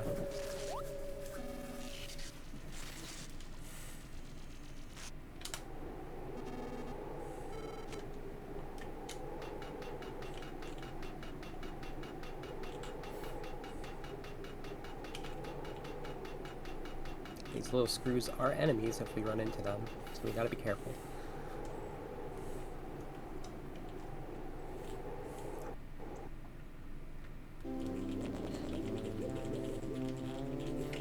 So I circle around in this hot spring because it'll run out the feverish step count a little quicker. It's a good idea. In this weird little playhouse that just happens to be in Thunder Tower. There's a bunch of items here and throwbacks to Earthbound around here. Also an optional mini boss that I will not be doing. But I got so distressed when I accidentally activated that mini boss because I was like, I know, I just wanted to look at the yo-yo. I don't want to fight you. It's fine, don't worry.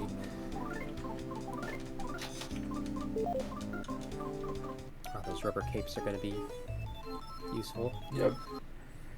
We used to buy 3, one for Lucas as well, but that was routed out to save more money.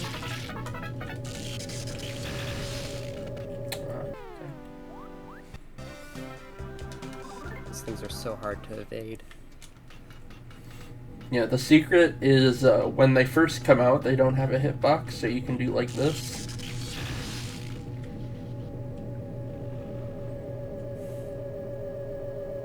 And then Lucas gets hit by lightning. Everybody's just getting hit by lightning this chapter. It's okay, it helped. So now Lucas can make enemies cry too. And possibly one-hit KO them with it.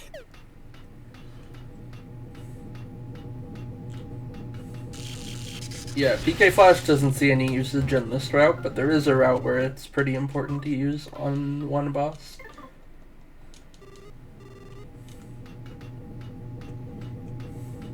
It's funny, with PK Flash being like the neutral B attack for Ness and Smash, I always forget that it has that insta-kill until I'm just like, oh wait, it does. That's why it's so powerful in that. We have a friend in the generator. Oops. This is why we need the lightning cloaks. He's also super weak to saltwater guns. They do a ton of damage. Nice, first try smoke bomb. That's not good.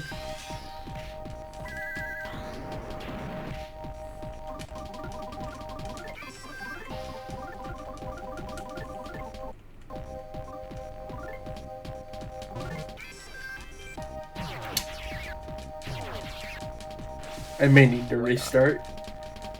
Oh. Yeah. That's why I saved.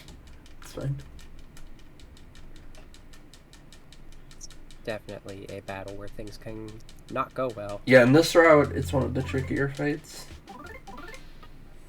I know when I did beat it during my casual, which was my second attempt at it, the only one left standing was Kumatora, and the only reason she survived was because she had that Thunder Cloak and it ran out of power, so it couldn't do anything anymore. Yeah. Which is contrast to the previous boss, where Kumatora's the only one who didn't survive, so it balanced out the XP at least a little.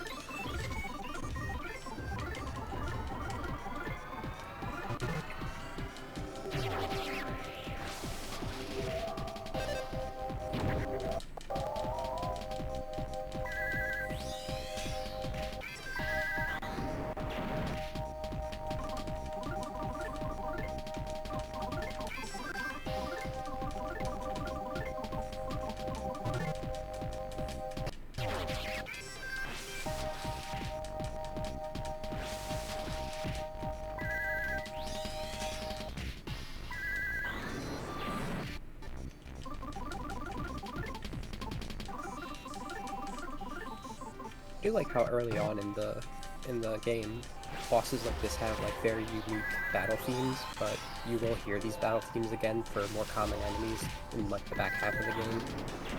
Yeah, it's very cool.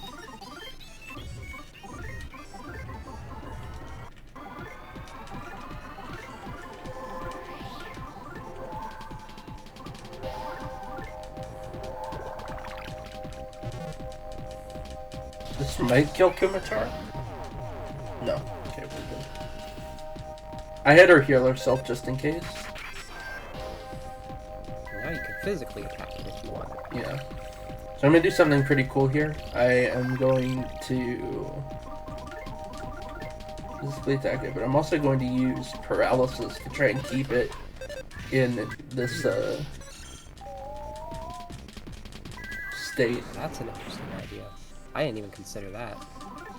Yeah, this is an older strategy that that doesn't see as much use anymore.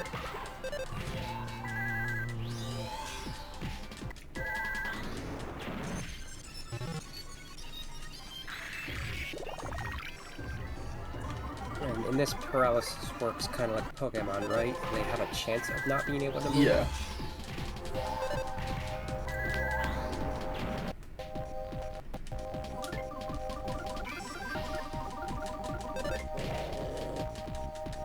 Well, was a really good fight the second time around. Nice.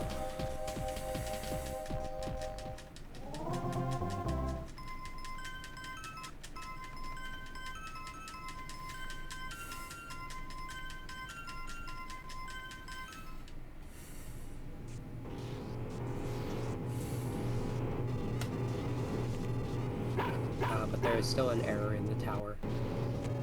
Gotta get out of here.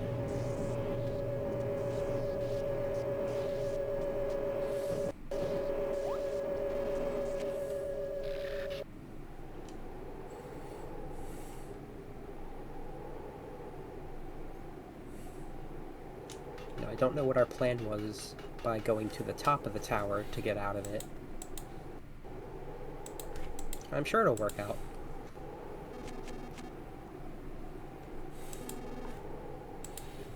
So after that fight, there's like a lot. We're entering the most cutscene dense part of the entire run.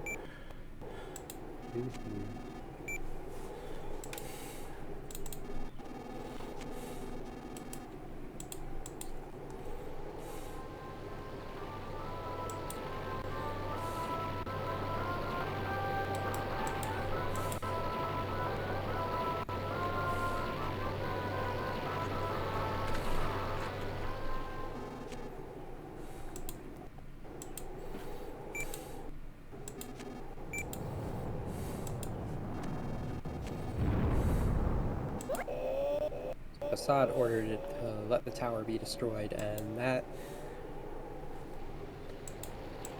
through many little details, caused his own fall, literally. Yeah.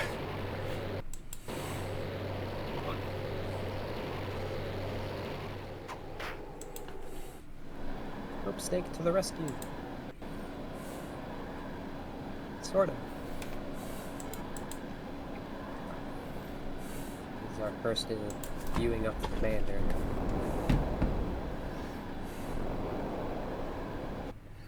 What a mysterious character. Who could they possibly be?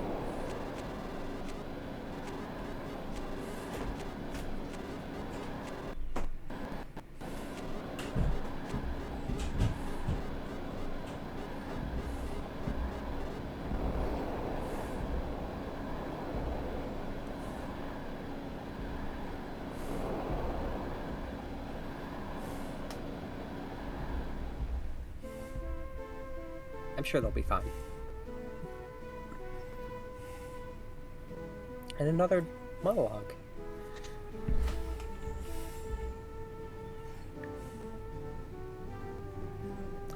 Moving puppets, made from clumps of earth. A tower that can fire thunderbolts on demand. An extensive highway system.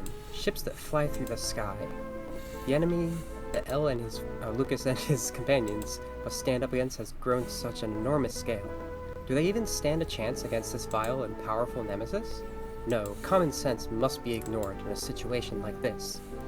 Even if it is only a 1 in a billion chance of victory, that means there is also a 1 in a billion opportunity of turning the tables completely. Will Lucas, Kumatora, and Duster be separated once again? Or will they work together again to overcome the obstacles that stand in their way?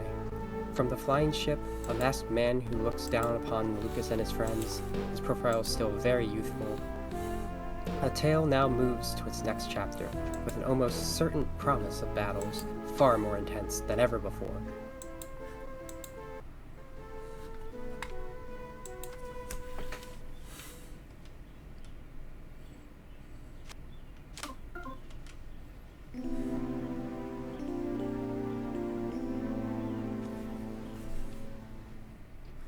Now we're on to the shortest chapter.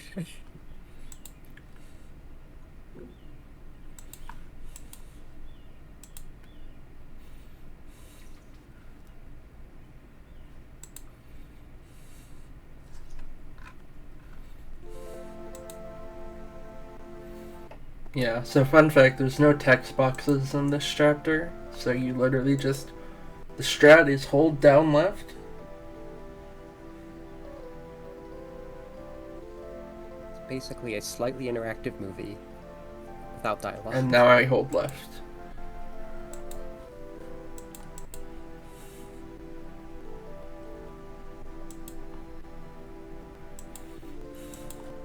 It has to be one of the most atmospheric parts of the game, though. Lucas is having these flashbacks.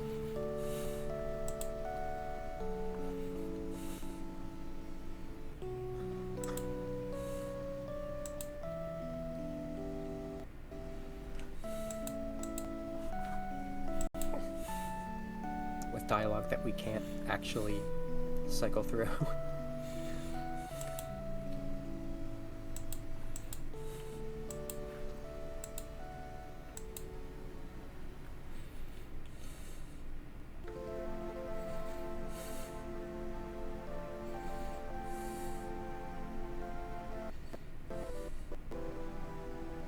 Of sunflowers. Where have we seen sunflowers before?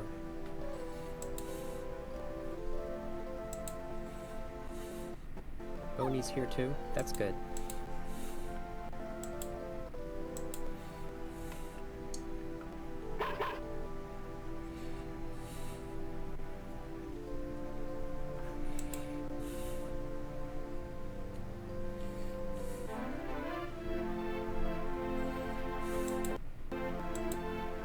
And Hinawa's here.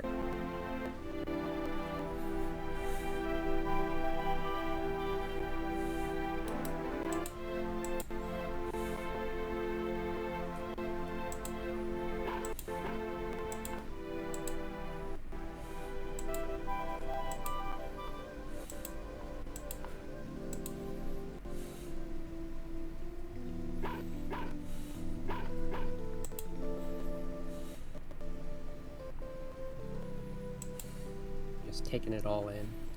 Mm-hmm.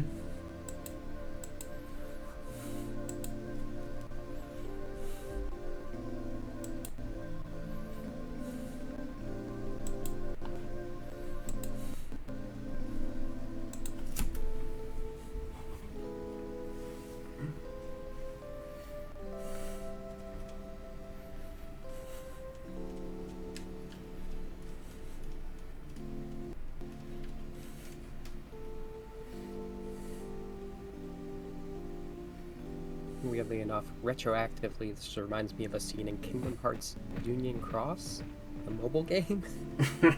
I didn't play that one.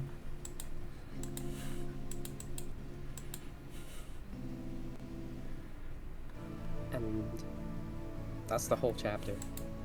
Yep, now we're on to chapter 7.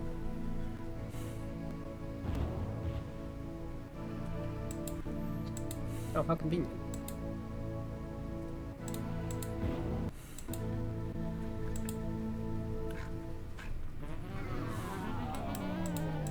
And this is the longest chapter of the game. Yeah. This is the bulk of the plot.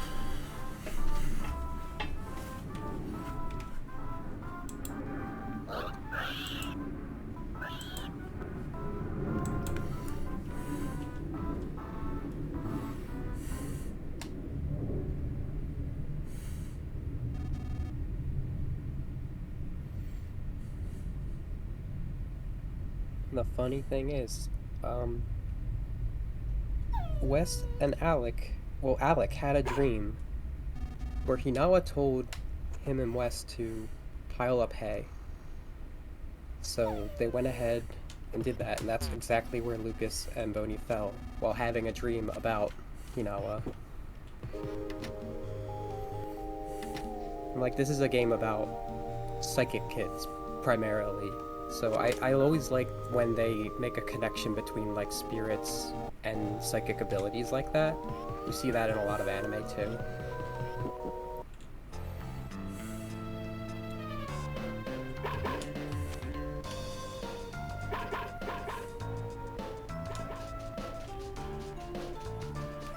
Oh, he smells something now. Ah, it's Ionia.